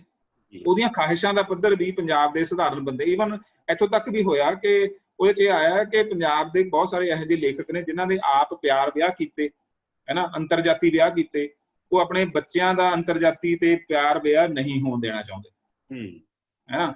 ਉਹਨਾਂ ਦਾ ਰਾਜਨੀਤੀ 'ਚ ਕੋਈ ਉਹਦੇ ਦਿਲਚਸਪੀ ਨਹੀਂ ਹੈ ਕਿ ਕਿਸ ਤਰ੍ਹਾਂ ਦਾ ਸਮਾਜ ਹੋਵੇ। ਉਹਨੂੰ ਲੱਗਦਾ ਕਿ ਰਾਜਨੀਤੀ ਦਾ ਤੇ ਸਾਹਿਤ ਦਾ ਕੋਈ ਤਾਲੁਕ ਨਹੀਂ ਹੁੰਦਾ। ਮਤਲਬ ਮੈਂ ਇਸ ਤੋਂ ਗਰੀਬ ਕੋਈ ਸਟੇਟਮੈਂਟ ਨਹੀਂ ਸੁਣੀ ਕਦੇ ਜ਼ਿੰਦਗੀ ਦੇ ਵਿੱਚ ਕਿ ਲਿਟਰੇਚਰ ਜਿਹੜਾ ਹੈਗਾ ਉਸਦਾ ਪੋਲਿਟਿਕਸ ਨਾਲ ਕੋਈ ਲੈਣਾ ਦੇਣਾ ਨਹੀਂ ਹੈਗਾ, ਵੀ ਲਿਟਰੇਚਰ ਸਾਹਿਤਕਾਰ ਨੂੰ ਰਾਜਨੀਤੀ ਤੋਂ ਬਿਲਕੁਲ ਅਟੰਕ ਹੋ ਕੇ ਅੱਖਾਂ ਮੀਟ ਕੇ ਰਹਿਣਾ ਚਾਹੀਦਾ। ਮਤਲਬ ਇਹ ਅੱਜ ਦੇ ਸਮਿਆਂ ਦੇ ਵਿੱਚ ਇਸ ਮਤਲਬ ਉਹਨੂੰ ਕਲਾਕਾਰ ਨਹੀਂ ਹੋਣਾ ਚਾਹੀਦਾ ਹੈਗਾ ਜਿਹੜਾ ਬੰਦਾ ਰਾਜਨੀਤੀ ਬਾਰੇ ਚੇਤਨ ਨਹੀਂ। ਬਿਲਕੁਲ ਹੈ ਨਾ। ਡਾਕਟਰ ਸਾਹਿਬ ਤੁਸੀਂ ਜਿਹੜੀ ਗੱਲ ਕੀਤੀ ਹੈ, ਜਦੋਂ ਮੈਂ ਤੱਕੜੀ ਡੰਡੀ ਦੇਖ ਰਿਹਾ ਸੀਗਾ, ਤੁਹਾਡਾ ਮੰਨ ਲਓ ਇਸ ਵੀ ਜਿਹੜਾ ਤਾਹਾ ਚੱਕੇਗਾ ਉਹ ਲੇਖਕਾਂ ਵਾਸਤੇ, ਵਿਦਵਾਨਾਂ ਬਾਰੇ ਤੁਸੀਂ ਬਹੁਤ ਘੱਟ ਬੋਲੇ ਹੋ। ਮੈਂ ਜਿਹੜੀ ਹੁਣ ਮੈਂ ਗੱਲ ਕਰ ਰਿਹਾ ਉਹਨਾਂ ਵਿਦਵਾਨਾਂ ਬਾਰੇ ਬੋਲ ਰਿਹਾ ਮੈਂ, ਜਿਹੜੇ ਸੱਤਾ ਦੇ ਵਿੱਚ ਨੇ, ਤੇ ਇਸ ਦੇ ਨਾਲ ਜਿਹੜਾ ਇਹ ਢਾਂਚਾ ਬਣਿਆ ਹੋਇਆ ਹੈ ਨਾ, ਤਾਂ ਸਾਡੀ ਉਮੀਦ ਮੈਂ ਕਹਿੰਦਾ ਹੁੰਦਾ ਕਿ ਇਹ ਰਲ ਮਿਲ ਕੇ ਨਾ ਇੱਕ ਦੂਜੇ ਨੂੰ ਖਰਾਬ ਕਰਤਾ, ਲੇਖਕਾਂ ਨੇ ਤੇ ਆਲੋਚਕਾਂ ਨੇ ਇੱਕ ਦੂਜੇ ਨੂੰ, ਹੈ ਨਾ। ਕਿਤੇ ਇਹ ਹੋ ਗਿਆ ਕਿ ਕੁਝ ਲੇਖਕਾਂ ਦੇ ਆਪਣੇ ਆਲੋਚਕ ਨੇ, ਹੈ ਨਾ। ਵੈਰੀ ਟਰੂ, ਬਹੁਤ ਸਹੀ ਹੈ, ਤੇ ਕਈਆਂ ਦੇ ਹੈ ਹੀ ਨਹੀਂ। ਹਾਂ, ਕਈਆਂ ਦੇ ਹੈ ਹੀ ਨਹੀਂ। ਮੈਨੂੰ ਲੱਗਦਾ ਹੁੰਦਾ ਕਿ ਇੱਕ ਸਾਹਿਤਕਾਰ ਦੇ ਨਾਤੇ ਨਾ, ਵੈਸੇ ਸੁਰਜੀਤ ਕਦੋਂ ਨਹੀਂ ਸਨ, ਹਾਂਜੀ ਕਦੋਂ ਨਹੀਂ ਸਨ, ਸਾਹਿਤਕਾਰਾਂ ਦੇ ਆਪਣੇ ਆਲੋਚਕ ਰੱਖਣ ਦੀ ਪਰੰਪਰਾ ਜਿਹੜੀ ਹੈ ਇਹ ਕਦੋਂ ਤੋਂ ਸ਼ੁਰੂ ਹੋਈ ਹੈ? ਇਹ ਜਦੋਂ ਤੋਂ ਸਾਹਿਤ ਨੂੰ ਸੰਵੇਦਨਾ ਨਾਲ ਲਿਆ। ਮੈਂ ਉਦਾਹਰਨ ਦੇਣੀ ਸੀਗੀ ਗੁਰਦਿਆਲ ਸਿੰਘ ਉਹਨਾਂ ਦੀ, ਹੈ ਨਾ ਜੀ। ਗੁਰਦਿਆਲ ਸਿੰਘ ਹੋਰਾਂ ਦੇ ਦੋ ਬੜੇ ਪ੍ਰਮੁੱਖ ਆਲੋਚਕ ਰਹੇ, ਡਾਕਟਰ ਜੋਗਿੰਦਰ ਸਿੰਘ ਰਾਹੀ ਤੇ TR ਵਿਨੋਦ, ਹੈ ਨਾ। ਇਹ ਠੀਕ ਹੈ ਤੁਹਾਡੀ ਗੱਲ। ਮੈਂ ਕਿਹਾ ਡਾਕਟਰ SP ਸਿੰਘ ਸ਼ਾਇਦ ਬੋਲ ਰਹੇ ਸੀਗੇ। ਹਾਂਜੀ, ਸਵਾਗਤ ਸਰ। ਮੈਨੂੰ ਉਹਨਾਂ ਦੀ ਆਵਾਜ਼ ਤੋਂ ਪਛਾਣ ਆਈ। ਤਾਂ ਇਹ ਠੀਕ ਹੈ ਕਿ ਪਰੰਪਰਾ ਪੁਰਾਣੀ ਹੈ ਇਹ, ਪਰ ਹੁਣ ਇਹ ਪਹਿਲਾਂ ਸੀ ਬਹੁਤ ਹੀ ਸੀਮਤ ਪੱਧਰ ਦੇ ਉੱਪਰ, ਤੇ ਇੱਥੋਂ ਤੱਕ ਕਿ ਜਿਵੇਂ ਕਮਲ ਦੇ ਨਾਵਲਾਂ ਦੇ ਬਾਰੇ ਪੂਰਾ ਦਾ ਪੂਰਾ ਡਿਬੇਟ ਰਿਹਾ, ਉਸ ਦੀ ਆਲੋਚਨਾ ਵੀ ਹੋਈ, ਹੈ ਨਾ, ਤੇ ਇਸੇ ਕਰਕੇ ਉਹਨਾਂ ਨੂੰ ਇਨਾਮ ਇਕਰਾਮ ਵੀ ਬਹੁਤ ਜਾ ਕੇ ਦੇਰ ਨਾਲ ਮਿਲੇ, ਹੈ ਨਾ। ਤਾਂ ਇਹ ਪਰੰਪਰਾ ਪੁਰਾਣੀ ਹੈ, ਕੋਈ ਨਵੀਂ ਨਹੀਂ ਹੈਗੀ, ਪਰ ਇਸ ਦਾ ਜਿਹੜਾ ਹੁਣ ਇੱਕ ਤਰ੍ਹਾਂ ਨਾਲ ਜਿਹੜਾ ਪਸਾਰ ਹੋਇਆ, ਹੈ ਨਾ, ਇਹ ਹਰ ਬੰਦਾ ਹੀ ਅਫੋਰਡ ਕਰਦਾ, ਹਰ ਬੰਦਾ ਅਫੋਰਡ ਕਰਦਾ ਕਿ ਉਹ ਆਪਣਾ ਆਲੋਚਕ ਰੱਖ ਸਕਦਾ, ਜਿਹਦੇ ਕੋਲ ਠੀਕ ਠਾਕ ਦੇ ਸਰੋਤ ਹੈਗੇ ਨੇ, ਸਾਧਨ ਸਰੋਤ ਹੈਗੇ ਨੇ, ਤੇ ਆਲੋਚਕ ਵੀ ਇਹਨੇ ਹੁਣ ਜੇ 500 ਬੰਦਾ PhD ਕਰੀ ਜਾਂਦਾ, ਇੱਕ ਤਾਂ ਮਿਲ ਜਾਊਗਾ ਨਾ ਤੁਹਾਨੂੰ। ਸਰ ਕਿਵੇਂ ਮਿਲਦਾ ਆਲੋਚਕ? ਇਹ ਪਰਦੇ ਦੀ ਗੱਲ ਹੈ, ਬਾਅਦ ਚ ਕਰਾਂਗੇ। ਸਰ ਮੈਨੂੰ ਪਲੀਜ਼ ਦੱਸ ਦਿਓ। ਬਾਅਦ ਚ ਡੀਲ ਕਰਾਂਗੇ ਜੀ। ਕੋਈ ਹੋਰ ਸਵਾਲ ਦੋਸਤੋ ਕਰਨਾ ਚਾਹੁੰਦੇ ਹੋ ਸਰ ਨੂੰ? ਡਾਕਟਰ ਸਾਹਿਬ ਕੋਈ ਹੋਰ ਸਵਾਲ? ਜੀ ਮੈਂ ਸਵਾਗਤ ਕਰਦੀ ਹਾਂ ਡਾਕਟਰ ਐਸਪੀ ਸਿੰਘ ਜੀ ਦਾ। ਬਹੁਤ ਬਹੁਤ ਸਵਾਗਤ ਹੈ ਸਰ, ਤੁਸੀਂ ਬੜੀ ਸ਼ਿੱਦਤ ਨਾਲ ਸਾਰਾ ਪ੍ਰੋਗਰਾਮ ਸੁਣਦੇ ਹੋ, ਬਹੁਤ ਧੰਨਵਾਦ। ਔਰ ਬੜੀਆਂ ਗੱਲਾਂ ਤੁਹਾਡੇ ਤੋਂ ਸਾਨੂੰ ਜਾਣਕਾਰੀ ਭਰਪੂਰ ਵੀ ਮਿਲਦੀਆਂ ਨੇ। ਦੋ ਸਵਾਲ ਨੇ। ਇੱਕ ਤਾਂ ਇਹ ਹੈ ਕਿ ਜਿਹੜੀ ਆਲੋਚਨਾ ਵੀ ਹੁੰਦੀ ਆ, ਮੈਂ ਵੈਸੇ ਕਹਿਣਾ ਨਹੀਂ ਸੀ ਚਾਹੁੰਦੀ ਇਹ ਗੱਲ, ਪਰ ਕਿਉਂਕਿ ਹੁਣ ਆਲੋਚਨਾ ਦੀ ਗੱਲ ਹੋਈ ਹੈ ਤਾਂ ਬੜੀਆਂ ਸਪੈਸੀਫਿਕ ਨਾਰੀ ਕਵਿਤਾ ਬਾਰੇ ਗੱਲ ਹੁੰਦੀ ਆ। ਸਾਰੇ ਜਿਹੜੀ ਜਿਵੇਂ ਇੱਕ ਆਲੋਚਨਾ ਧਰਮ ਹੁੰਦਾ ਵੀ ਉਹਨੇ ਜੋ ਲਿਖਿਆ ਜਾ ਰਿਹਾ ਚਾਹੇ ਉਹ ਚੰਗਾ ਜਾਂ ਮਾੜਾ, ਉਸ ਦੇ ਬਾਰੇ ਗੱਲ ਕਰਨੀ ਉਹਦਾ ਧਰਮ ਹੁੰਦਾ। ਤੇ ਇੱਕ ਇੱਥੇ ਕਿਤੇ ਨਾ ਕਿਤੇ ਕਮੀ ਪੇਸ਼ੀ ਆ। ਤੇ ਇੱਕ ਸਵਾਲ ਹੈ ਵੀਨਾ ਅਰੋੜਾ ਜੀ ਦਾ, ਜਲੰਧਰ ਤੋਂ, HMV ਤੋਂ। ਉਹ ਕਹਿੰਦੇ ਨੇ ਕਿ ਜਿਹੜੇ ਆਨਲਾਈਨ ਸਿੱਖਿਆ ਹੈ ਉਹ ਜਿਹੜੀ ਕਲਾਸਰੂਮ ਸਿੱਖਿਆ ਦਾ ਬਦਲ ਬਣ ਸਕਦੀ ਹੈ, ਜਾਂ ਆਨਲਾਈਨ ਸਿੱਖਿਆ ਬਾਰੇ ਵੀ ਆਪਾਂ ਗੱਲ ਨਹੀਂ ਕੀਤੀ, ਉਹਦੇ ਬਾਰੇ ਵੀ ਥੋੜੀ ਜਿਹੀ ਗੱਲ ਕਰ ਲਈਏ ਜੀ। ਬਸ ਇਹੀ ਮੇਰਾ ਮਨਪਸੰਦ ਵਿਸ਼ਾ ਰਹਿੰਦਾ ਸੀਗਾ। ਮੈਂ ਹੈਗਾ ਸੀ, ਤੇਰੇ ਸਵਾਲ ਜ਼ਿਆਦਾ ਹੋ ਗਏ ਸਰ, ਮੈਂ ਕਰਨਾ ਸੀ ਵਿੱਚ ਤੁਹਾਨੂੰ ਸਵਾਲ। ਦੇਖੋ ਜੀ, ਬਦਲ ਨਾ ਬਣ ਸਕਦੀ ਹੈ ਨਾ ਬਣਨੀ ਚਾਹੀਦੀ ਜੀ, ਹੈ ਨਾ। ਮੈਂ ਫਿਰ ਇੱਥੇ ਇਹ ਕਹਿਣਾ ਵੀ ਇਹ ਕੰਪਲੀਮੈਂਟ ਕਰ ਸਕਦੀ ਹੈ। ਜਿਹੜੀ ਕਲਾਸਰੂਮ ਸਿੱਖਿਆ ਹੈਗੀ ਆ ਉਹ ਇੱਕ ਵਿਆਪਕ ਤਰ੍ਹਾਂ ਨਾਲ ਢਾਂਚਾ ਹੈ, ਜਿਸ ਵਿੱਚ ਵਿਦਿਆਰਥੀ ਦਾ ਹੋਣਾ, ਉਹਦਾ ਇੱਕ ਆਪਣੇ ਵਰਗੇ ਵਿਦਿਆਰਥੀਆਂ ਦੇ ਦਰਮਿਆਨ ਹੋਣਾ, ਅਧਿਆਪਕ ਦੇ ਸਾਹਮਣੇ ਹੋਣਾ, ਇੱਕ ਜਨਤਕ ਥਾਂ ਤੇ ਹੋਣਾ, ਇਹ ਸਾਰੇ ਕੁਝ ਦਾ ਬਹੁਤ ਵੱਡਾ ਫਰਕ ਪੈਂਦਾ। ਜਿਵੇਂ ਅਸੀਂ ਕਹਿੰਦੇ ਹੁੰਦੇ ਹਾਂ ਕਿ ਤੁਸੀਂ ਨਾ ਯੂਨੀਵਰਸਿਟੀ ਦੇ ਵਿੱਚ ਬੱਚਾ ਜਿਹੜਾ ਆ ਜਾਂਦਾ ਹੈ ਨਾ, ਉਹ ਬਦਲ ਕੇ ਜਾਂਦਾ ਹੈ। ਜਿਹੇ ਜੋ ਆਇਆ ਹੁੰਦਾ ਉਹ ਜਿਹਾ ਨਹੀਂ ਰਹਿੰਦਾ ਹੈਗਾ। ਉਹ ਯੂਨੀਵਰਸਿਟੀ ਦਾ ਵਾਤਾਵਰਨ ਹੈ ਜਿਹੜਾ ਉਸ ਨੂੰ ਬਦਲ ਦਿੰਦਾ ਹੈ, ਉਸ ਨੂੰ ਕਲਾਸਰੂਮ ਨਹੀਂ ਬਦਲਦਾ ਇਕੱਲਾ, ਹੈ ਨਾ। ਤੁਸੀਂ ਇਹਦਾ ਮਤਲਬ ਜੇ ਆਪਣੇ ਨਾਲ ਦੇ ਬੱਚਿਆਂ ਨਾਲ ਰਹਿਣ, ਜੇ ਹੁਣ ਆਪਾਂ ਕਹੀਏ ਕਿ ਪੰਜਾਬੀ ਯੂਨੀਵਰਸਿਟੀ ਆਨਲਾਈਨ ਸਿੱਖਿਆ ਦਊਗੀ, ਤਾਂ ਇਹਦਾ ਮਤਲਬ ਉਹਦੇ ਆਨਲਾਈਨ ਸਿੱਖਿਆ 'ਚ ਕੀ ਦਊਗੀ? ਉਹ ਸਿਰਫ ਕੋਰਸ ਕੰਟੈਂਟ ਦਊਗੀ, ਹੈ ਨਾ। ਮੈਂ ਜਿਹੜੇ ਵਿਸ਼ੇ ਦੇ ਉੱਪਰ ਕਲਾਸ ਦੇ ਵਿੱਚ 1 ਘੰਟਾ ਬੋਲਦਾ, ਉਸ ਵਿਸ਼ੇ ਤੇ ਮੈਂ ਜੇ ਉਸ ਨੂੰ ਸਮੇਟ ਕੇ ਇੱਕ ਆਨਲਾਈਨ ਕੈਪਸੂਲ ਬਣਾਉਣਾ ਹੋਵੇ ਤਾਂ ਉਹ ਮਤਲਬ 20 ਮਿੰਟ ਦਾ ਬਣੂਗਾ, ਹੈ ਨਾ। ਇਹਦਾ ਮਤਲਬ ਮੈਂ ਬਹੁਤ ਹੀ ਟੈਕਨੀਕਲੀ ਸਿਰਫ ਐਕੂਰੇਟ ਗੱਲ ਹੀ ਕਰੂੰਗਾ, ਟੂ ਦਾ ਪੁਆਇੰਟ, ਜਿਹੜੀ ਕਿ ਉਸ ਬੰਦੇ ਨੂੰ ਇਮੀਡੀਏਟ ਗਿਆਨ ਦੀ ਲੋੜ ਹੈ। ਪਰ ਮੈਂ ਉਹਦੇ ਆਲੇ ਦੁਆਲੇ ਹੋਰ ਬਹੁਤ ਸਾਰੀਆਂ ਗੱਲਾਂ ਕਰਨੀਆਂ ਸੀਗੀਆਂ ਜਿਹੜੀਆਂ ਕਿ ਮੈਂ ਮਿਸ ਕਰ ਜੂੰਗਾ, ਹੈ ਨਾ। ਜਿਹੜੀ ਮੈਂ ਸਾਹਮਣੇ ਵਿਦਿਆਰਥੀਆਂ ਦੀਆਂ ਅੱਖਾਂ ਦੇ ਵਿੱਚ ਦੇਖ ਕੇ ਉਹਨਾਂ ਦੇ ਗੱਲ ਸਮਝ ਆ ਰਹੀ ਹੈ ਕਿ ਨਹੀਂ ਸਮਝ ਆ ਰਹੀ, ਮੈਂ ਜਦੋਂ ਉਹਨੂੰ ਰਿਸਪੌਂਡ ਕਰਦਾ ਹੋਇਆ ਆਪਣੇ ਆਪ ਨੂੰ ਬਦਲ ਰਿਹਾ ਹੁੰਦਾ, ਤਾਂ ਮੈਨੂੰ ਲੱਗਦਾ ਹੁੰਦਾ ਕਿ ਜੇ ਉਹ ਮੇਰੇ ਕੋਲ ਨਾ ਹੋਣ ਤਾਂ ਮੈਨੂੰ ਮਤਲਬ ਮੈਂ ਇਹ ਕਰ ਹੀ ਨਹੀਂ ਸਕਦਾ ਕੰਮ, ਹੈ ਨਾ। ਮੈਂ ਟੀਚਿੰਗ ਮੇਰੀ ਇਫੈਕਟਿਵ ਹੋ ਨਹੀਂ ਸਕਦੀ। ਇਸ ਕਰਕੇ ਇਹ ਕੰਪਲੀਮੈਂਟਰੀ ਬਣੂਗਾ। ਜੇ ਆਪਾਂ ਇਹਨੂੰ ਇਹ ਗੱਲ ਸਮੇਟੀਏ ਤਾਂ ਆਨਲਾਈਨ ਸਿੱਖਿਆ ਤੋਂ ਬਿਨਾਂ ਵੀ ਗੁਜ਼ਾਰਾ ਨਹੀਂ ਹੈਗਾ। ਜਿਹੜੇ ਲੋਕ ਇਹ ਸੋਚਦੇ ਨੇ ਨਾ ਕਿ ਇਸ ਮਾਧਿਅਮ ਨੂੰ ਵਰਤੇ ਬਿਨਾਂ ਗੁਜ਼ਾਰਾ ਹੋ ਸਕਦਾ ਹੈ, ਮੈਂ ਉਹਨਾਂ ਦੇ ਨਾਲ ਵੀ ਸਹਿਮਤ ਨਹੀਂ ਹੈ, ਹੈ ਨਾ। ਮੈਂ ਕਹਿਣਾ ਕਿ ਇਸ ਮਾਧਿਅਮ ਨੂੰ ਵਰਤਿਆ ਜਾਊਗਾ, ਇੱਕ ਸਾਈਡ ਬਾਈ ਸਾਈਡ ਨਾਲ ਚੱਲੂਗਾ, ਹੈ ਨਾ। ਉਹਦੇ ਵਿੱਚ ਇਸ ਹਿਸਾਬ। ਪਰ ਜਿਹੜੀ ਕਲਾਸਰੂਮ ਸਿੱਖਿਆ ਹੈਗੀ ਆ, ਜਿਹੜੀ ਜਨਤਕ ਪੱਧਰ ਦੇ ਉੱਪਰ ਜੋ ਪੜ੍ਹਾਈ ਇੱਕ ਸੰਸਥਾ ਦੇ ਵਿੱਚ ਜਾ ਕੇ ਹੁੰਦੀ ਹੈ, ਉਸ ਦਾ ਬਦਲ ਬਿਲਕੁਲ ਆਨਲਾਈਨ ਸਿੱਖਿਆ ਨਾ ਹੋਣੀ ਚਾਹੀਦੀ ਹੈ, ਨਾ ਇਹ ਹੋ ਸਕਦੀ। Thank you sir. ਜੀ ਦੋਸਤੋ, ਕੋਈ ਲਾਸਟ ਸਵਾਲ ਅਸੀਂ ਇੱਕ ਲੈ ਸਕਦੇ ਹਾਂ? ਹਾਂਜੀ ਹਾਂਜੀ ਹਾਂਜੀ, ਸਤਿ ਸ਼੍ਰੀ ਅਕਾਲ ਸਰ। ਸਤਿ ਸ਼੍ਰੀ ਅਕਾਲ ਜੀ। ਹਾਂਜੀ ਸਰ, ਮੇਰਾ ਨਾਮ ਗਗਨ ਹੈ ਜੀ। ਜੀ ਬੋਲੋ ਜੀ। ਮੇਰਾ ਸਵਾਲ ਇਹ ਸੀਗਾ ਵੀ ਜਿੱਦਾਂ ਆਪਾਂ ਕਿਤਾਬਾਂ ਦੀ ਗੱਲ ਕਰ ਰਹੇ ਹਾਂ ਵੀ ਬੱਚੇ ਪੜ੍ਹ ਰਹੇ ਨੇ ਜਾਂ ਨਹੀਂ ਪੜ੍ਹ ਰਹੇ ਨਾ, ਤਾਂ ਮੇਰਾ ਸਵਾਲ ਇਹ ਹੈ ਕਿ ਆਪਣੇ ਕਾਲਜ ਯੂਨੀਵਰਸਿਟੀ ਦੇ ਵਿੱਚ ਵੀ ਮੇਲਾ ਲੱਗਦਾ ਹੈ, ਮੈਂ ਬਹੁਤ ਵਾਰੀ ਗਿਆ ਵੀ ਉੱਥੇ ਨਾ, ਤਾਂ ਮੈਨੂੰ ਉੱਥੇ ਵੀ ਅਕਸਰ ਦੇਖਣ 'ਚ ਇਹੀ ਨਜ਼ਰ ਆਉਂਦਾ ਵੀ ਜਿਹੜੀਆਂ ਕਿਤਾਬਾਂ ਖਰੀਦੀਆਂ ਜਾ ਰਹੀਆਂ ਨੇ ਜਾਂ ਪੜ੍ਹੀਆਂ ਜਾ ਰਹੀਆਂ ਨੇ, ਵੈਸੇ ਤਾਂ ਖਰੀਦਦੇ ਵੀ ਉਹੀ ਨੇ ਜਿਹਨੇ ਪੜ੍ਹਨੀ ਹੈ, ਉਹ ਆਪਣਾ ਜਿਹੜਾ ਏਜ ਗਰੁੱਪ ਹੈ ਉਹ 30+ ਹੀ ਹੁੰਦਾ, 30 ਤੋਂ ਜ਼ਿਆਦਾ ਉਮਰ ਵਾਲੇ ਜਾਂ ਆਪਣਾ ਯੰਗ ਬਲੱਡ ਹੈ ਜਿਹੜਾ ਉਹ ਕਿਤਾਬਾਂ ਨਹੀਂ ਖਰੀਦ ਰਿਹਾ। ਸਾਡੇ ਮੈਂ ਦੁਆਬੇ ਤੋਂ ਬੋਲ ਰਿਹਾ, ਨਵਾਂ ਸ਼ਹਿਰ ਤੋਂ। ਤੇ ਨਵੇਂ ਸ਼ਹਿਰ ਦੇ ਵਿੱਚ ਜਿਹੜੇ ਆਲੇ ਦੁਆਲੇ ਮੈਗਜ਼ੀਨ ਚੱਲਦੇ ਨੇ ਜਾਂ ਕੁਛ ਕਿਤਾਬਾਂ ਨੇ, ਕਦੀ ਵੀ ਕਿਤੇ ਲੱਗਦਾ ਕੋਈ ਪ੍ਰਦਰਸ਼ਨੀ ਲੱਗਦੀ ਨਾ, ਉੱਥੇ ਸਿਰਫ ਸਾਡੇ ਜਿਹੜੇ ਏਜਡ ਪੀਪਲ ਨੇ ਜਾਂ ਸਾਡੇ ਲੋਕ ਨੇ ਉਹੀ ਪਹੁੰਚੇ ਹੁੰਦੇ ਨੇ। ਯੰਗ ਬਲੱਡ ਸਾਡਾ ਕਿਤਾਬਾਂ ਨਹੀਂ ਪੜ੍ਹ ਰਿਹਾ। ਕੀ ਇਹ ਗੱਲ ਸਹੀ ਹੈ? ਮੈਂ ਮੰਨ ਲਵਾਂ ਵੀ ਹਾਂ ਨਹੀਂ ਪੜ੍ਹ ਰਹੇ ਉਹ, ਇਹਦੇ ਵੱਲ ਉਹਨਾਂ ਦਾ ਕਿਉਂ ਉਹ ਘਟਦੇ ਜਾ ਰਹੇ ਨੇ ਜਾਂ ਕਿਉਂ ਨਹੀਂ ਪੜ੍ਹ ਰਹੇ, ਤੇ ਮਗਰ ਕਿਹੜੇ ਰੀਜ਼ਨ ਹੋ ਸਕਦੇ ਨੇ ਤੁਹਾਡੇ ਹਿਸਾਬ ਨਾਲ? ਜੀ ਆਪਾਂ ਡਾਕਟਰ ਸਾਹਿਬ ਇੱਕ ਦਾ ਸਵਾਲ ਜਿਹੜਾ ਹੋਰ ਇੱਕ ਆਵਾਜ਼ ਆਈ ਸੀ ਆਪਾਂ ਉਹ ਵੀ ਲੈ ਲਈਏ, ਉਸ ਇਕੱਠੇ ਜਵਾਬ ਦੇ ਦਿਓ। ਹਾਂਜੀ, ਕੋਈ ਹੋਰ ਸਵਾਲ ਦੋਸਤ ਕਰਨਾ ਚਾਹੁੰਦੇ ਸੀ ਕੋਈ? ਹਾਂਜੀ ਸਰ। ਹਾਂਜੀ ਜੀ ਰਾਮ ਸਿੰਘ ਬੋਲੋ ਜੀ। ਸਰ, ਮੈਂ ਸਰ ਤੋਂ ਇਹ ਵਿਚਾਰ ਜਾਣਨਾ ਚਾਹੁੰਦਾ, ਉਹਨਾਂ ਦੇ ਸਵਾਲ ਨਹੀਂ ਹੈ ਕਿ ਜਿਹੜੀ ਆਪਣੇ PhD ਜਾਂ MPhil ਪੱਧਰ ਤੇ ਨਿਗਾਰ ਆਇਆ ਖੋਜ ਦੇ ਵਿੱਚ, ਤੇ ਉਹਦਾ ਕਾਰਨ ਕੀ ਰਹੇ, ਇਹ ਪੜਾ ਕਿਉਂ ਆ ਗਿਆ? ਦੂਸਰੀ ਗੱਲ, ਇਹ ਜਿਹੜਾ ਹੈਗਾ ਪੰਜਾਬ ਦੇ ਸੰਦਰਭ ਦੇ ਵਿੱਚ ਸਰ ਨੇ ਗੱਲ ਕੀਤੀ ਹੈ ਜਾਂ ਪੂਰੇ ਇੰਡੀਆ ਦੇ ਵਿੱਚ? ਮੇਰੇ ਖਿਆਲ ਸਾਊਥ ਦੇ ਵਿੱਚ ਕੁਝ ਫਰਕ ਹੈਗਾ ਆਪਣੇ ਨਾਲ, ਪੰਜਾਬ ਨਾਲੋਂ, ਇੱਧਰ ਨਾਰਥ ਨਾਲੋਂ। ਇਹਦਾ ਥੋੜਾ ਜਿਹਾ ਵਿਚਾਰ ਚਾਨਣਾ ਪਾਉਣ ਸਰ। ਤੇ ਤੀਸਰੀ ਗੱਲ, ਇਹਦਾ ਰਿਜ਼ਲਟ ਕੀ ਹੋਣਗੇ ਆਉਣ ਵਾਲੇ ਟਾਈਮ ਦੇ ਵਿੱਚ, ਇਹਦੇ ਪ੍ਰਭਾਵ ਕੀ ਰਹਿਣਗੇ ਜਿਹੜਾ ਖੋਜ ਦਾ ਪੱਧਰ ਨਿਗਾਰ ਆਇਆ? ਜੀ ਥੈਂਕ ਯੂ ਜੀ। ਹੋਰ ਕੋਈ ਦੋਸਤ ਜੋ ਕੋਈ ਸਵਾਲ ਕਰਨਾ ਚਾਹੁੰਦਾ ਹੈ ਪਲੀਜ਼,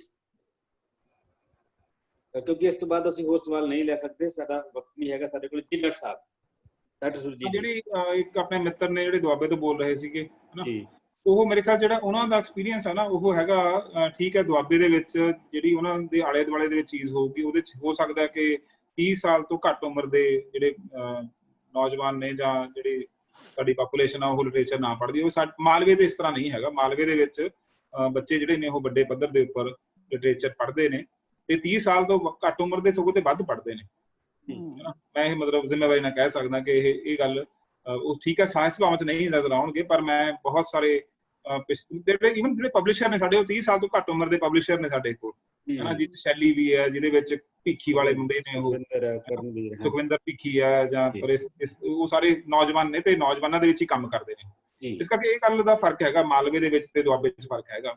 ਪਰ ਇਹ ਅਸੀਂ ਮਹਿਸੂਸ ਕਰਦੇ ਹਾਂ ਜਦੋਂ ਕੋਈ ਸਾਹਿਤਕ ਸਮਾਗਮ ਹੁੰਦੇ ਨੇ ਨਾ, ਸਾਹਿਤਕ ਸਮਾਗਮਾਂ ਦੇ ਵਿੱਚ ਸਾਨੂੰ ਜੇ ਉਮਰ ਗਰੁੱਪ ਦੇਖੋਗੇ ਤਾਂ ਉਮਰ ਉਹਦੀ ਜਿਹੜੀ ਐਵਰੇਜ ਉਮਰ ਹੁੰਦੀ ਹੈ ਉਹ 30 ਤੋਂ ਵੀ ਉੱਪਰ ਹੁੰਦੀ ਹੈ। ਸਾਹਿਤਕ ਸਮਾਗਮਾਂ ਦੇ ਵਿੱਚ ਨਹੀਂ ਬਹੁਤੇ ਸਾਨੂੰ ਨੌਜਵਾਨ ਨਜ਼ਰ ਆਉਂਦੇ ਹੈਗੇ, ਪਰ ਉਹ ਹੋਰ ਮਾਧਿਅਮਾਂ ਰਾਹੀਂ ਪੜ੍ਹ ਰਹੇ ਨੇ। ਹੁਣ ਤਾਂ PDF ਕਿਤਾਬਾਂ ਦੇ ਉੱਪਰ ਵੀ ਚਲੋ ਕੰਟਰੋਵਰਸੀ ਵੀ ਸ਼ੁਰੂ ਹੋ ਗਈ, ਪਰ PDF ਰੂਪ ਦੇ ਵਿੱਚ ਵੀ ਕਿਤਾਬਾਂ ਵਿਦਿਆਰਥੀਆਂ ਤੱਕ ਪਹੁੰਚਦੀਆਂ ਨੇ। 10-15 ਵਿਦਿਆਰਥੀਆਂ ਨੂੰ ਤਾਂ ਮੈਂ ਭੇਜਦਾ ਹੈ, ਜਿਹੜੇ ਕਿਤਾਬਾਂ ਖਰੀਦ ਨਹੀਂ ਸਕਦੇ, ਮੇਰੇ ਕੋਲ ਕਿਤਾਬਾਂ ਇਕੱਠੀਆਂ ਹੋ ਜਾਂਦੀਆਂ, ਮੈਂ ਉਹਨਾਂ ਨੂੰ ਲਗਾਤਾਰ ਭੇਜਦਾ ਰਹਿਣਾ। ਇਸ ਕਰਕੇ ਨੌਜਵਾਨਾਂ ਦੇ ਵਿੱਚ ਇੱਥੇ ਇਹ ਮੁਸ਼ਕਲ ਨਹੀਂ ਹੈਗੀ।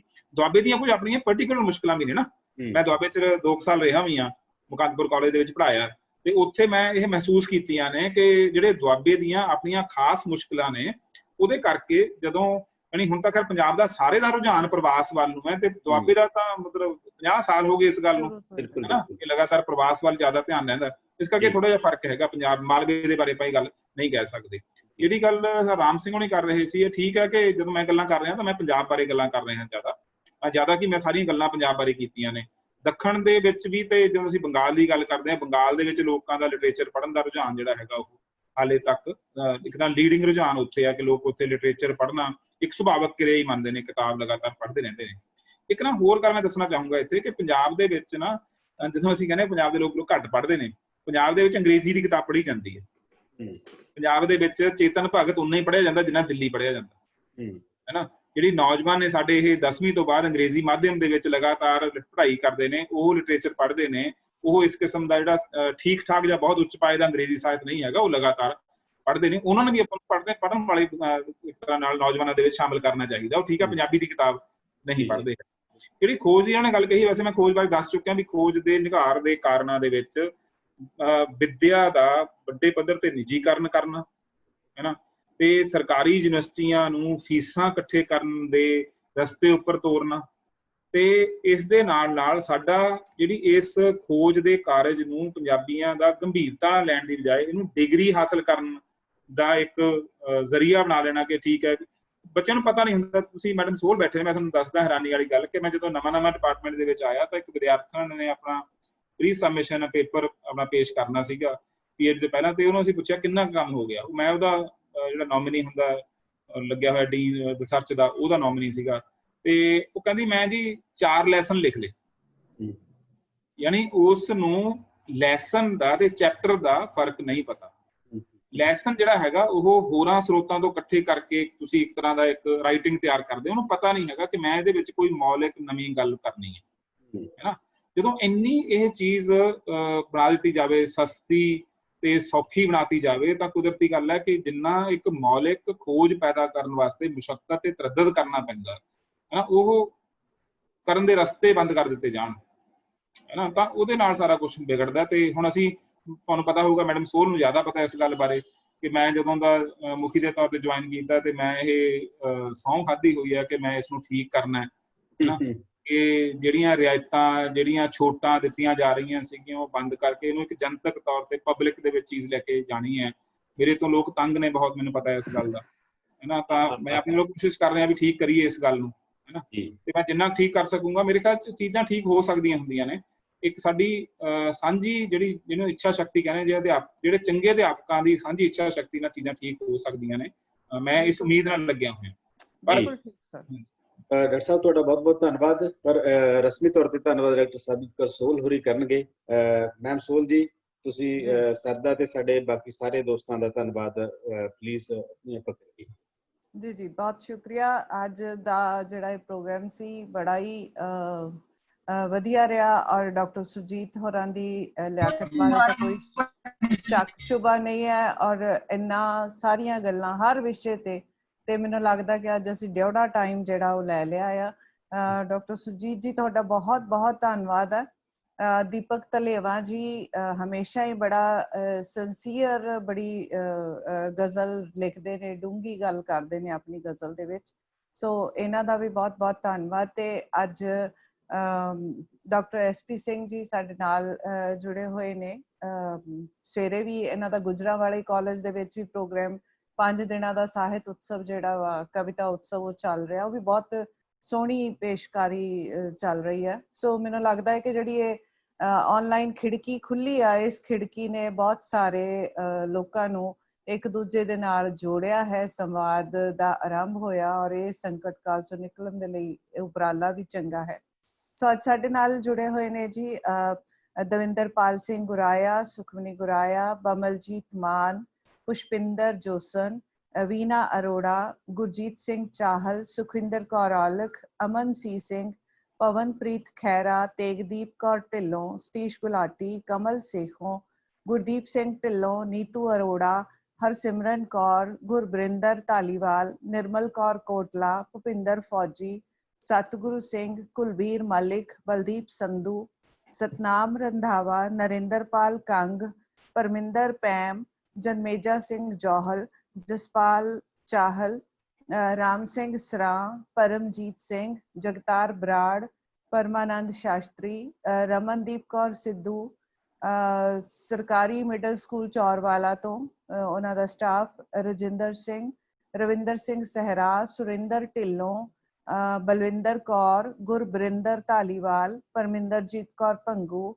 ਡਾਕਟਰ ਗੁਰਮਿੰਦਰ ਸਿੱਧੂ, ਸਤਿੰਦਰ ਕੌਰ ਕਾਲੋਂ, ਭੁਵਨੇਸ਼ ਝੰਡਾਈ, ਸਰਨਜੀਤ ਸਿੰਘ ਭਗਤਾ, ਸੁਖਦਰਸ਼ਨ ਕੌਰ, ਔਰ ਇਹਦੇ ਨਾਲ ਨਾਲ ਤਕਰੀਬਨ 15 ਜਿਹੜੇ ਗਰੁੱਪ ਨੇ ਉਹ ਆਨਲਾਈਨ ਇਸ ਨੂੰ ਸ਼ੇਅਰ ਕਰ ਰਹੇ ਨੇ।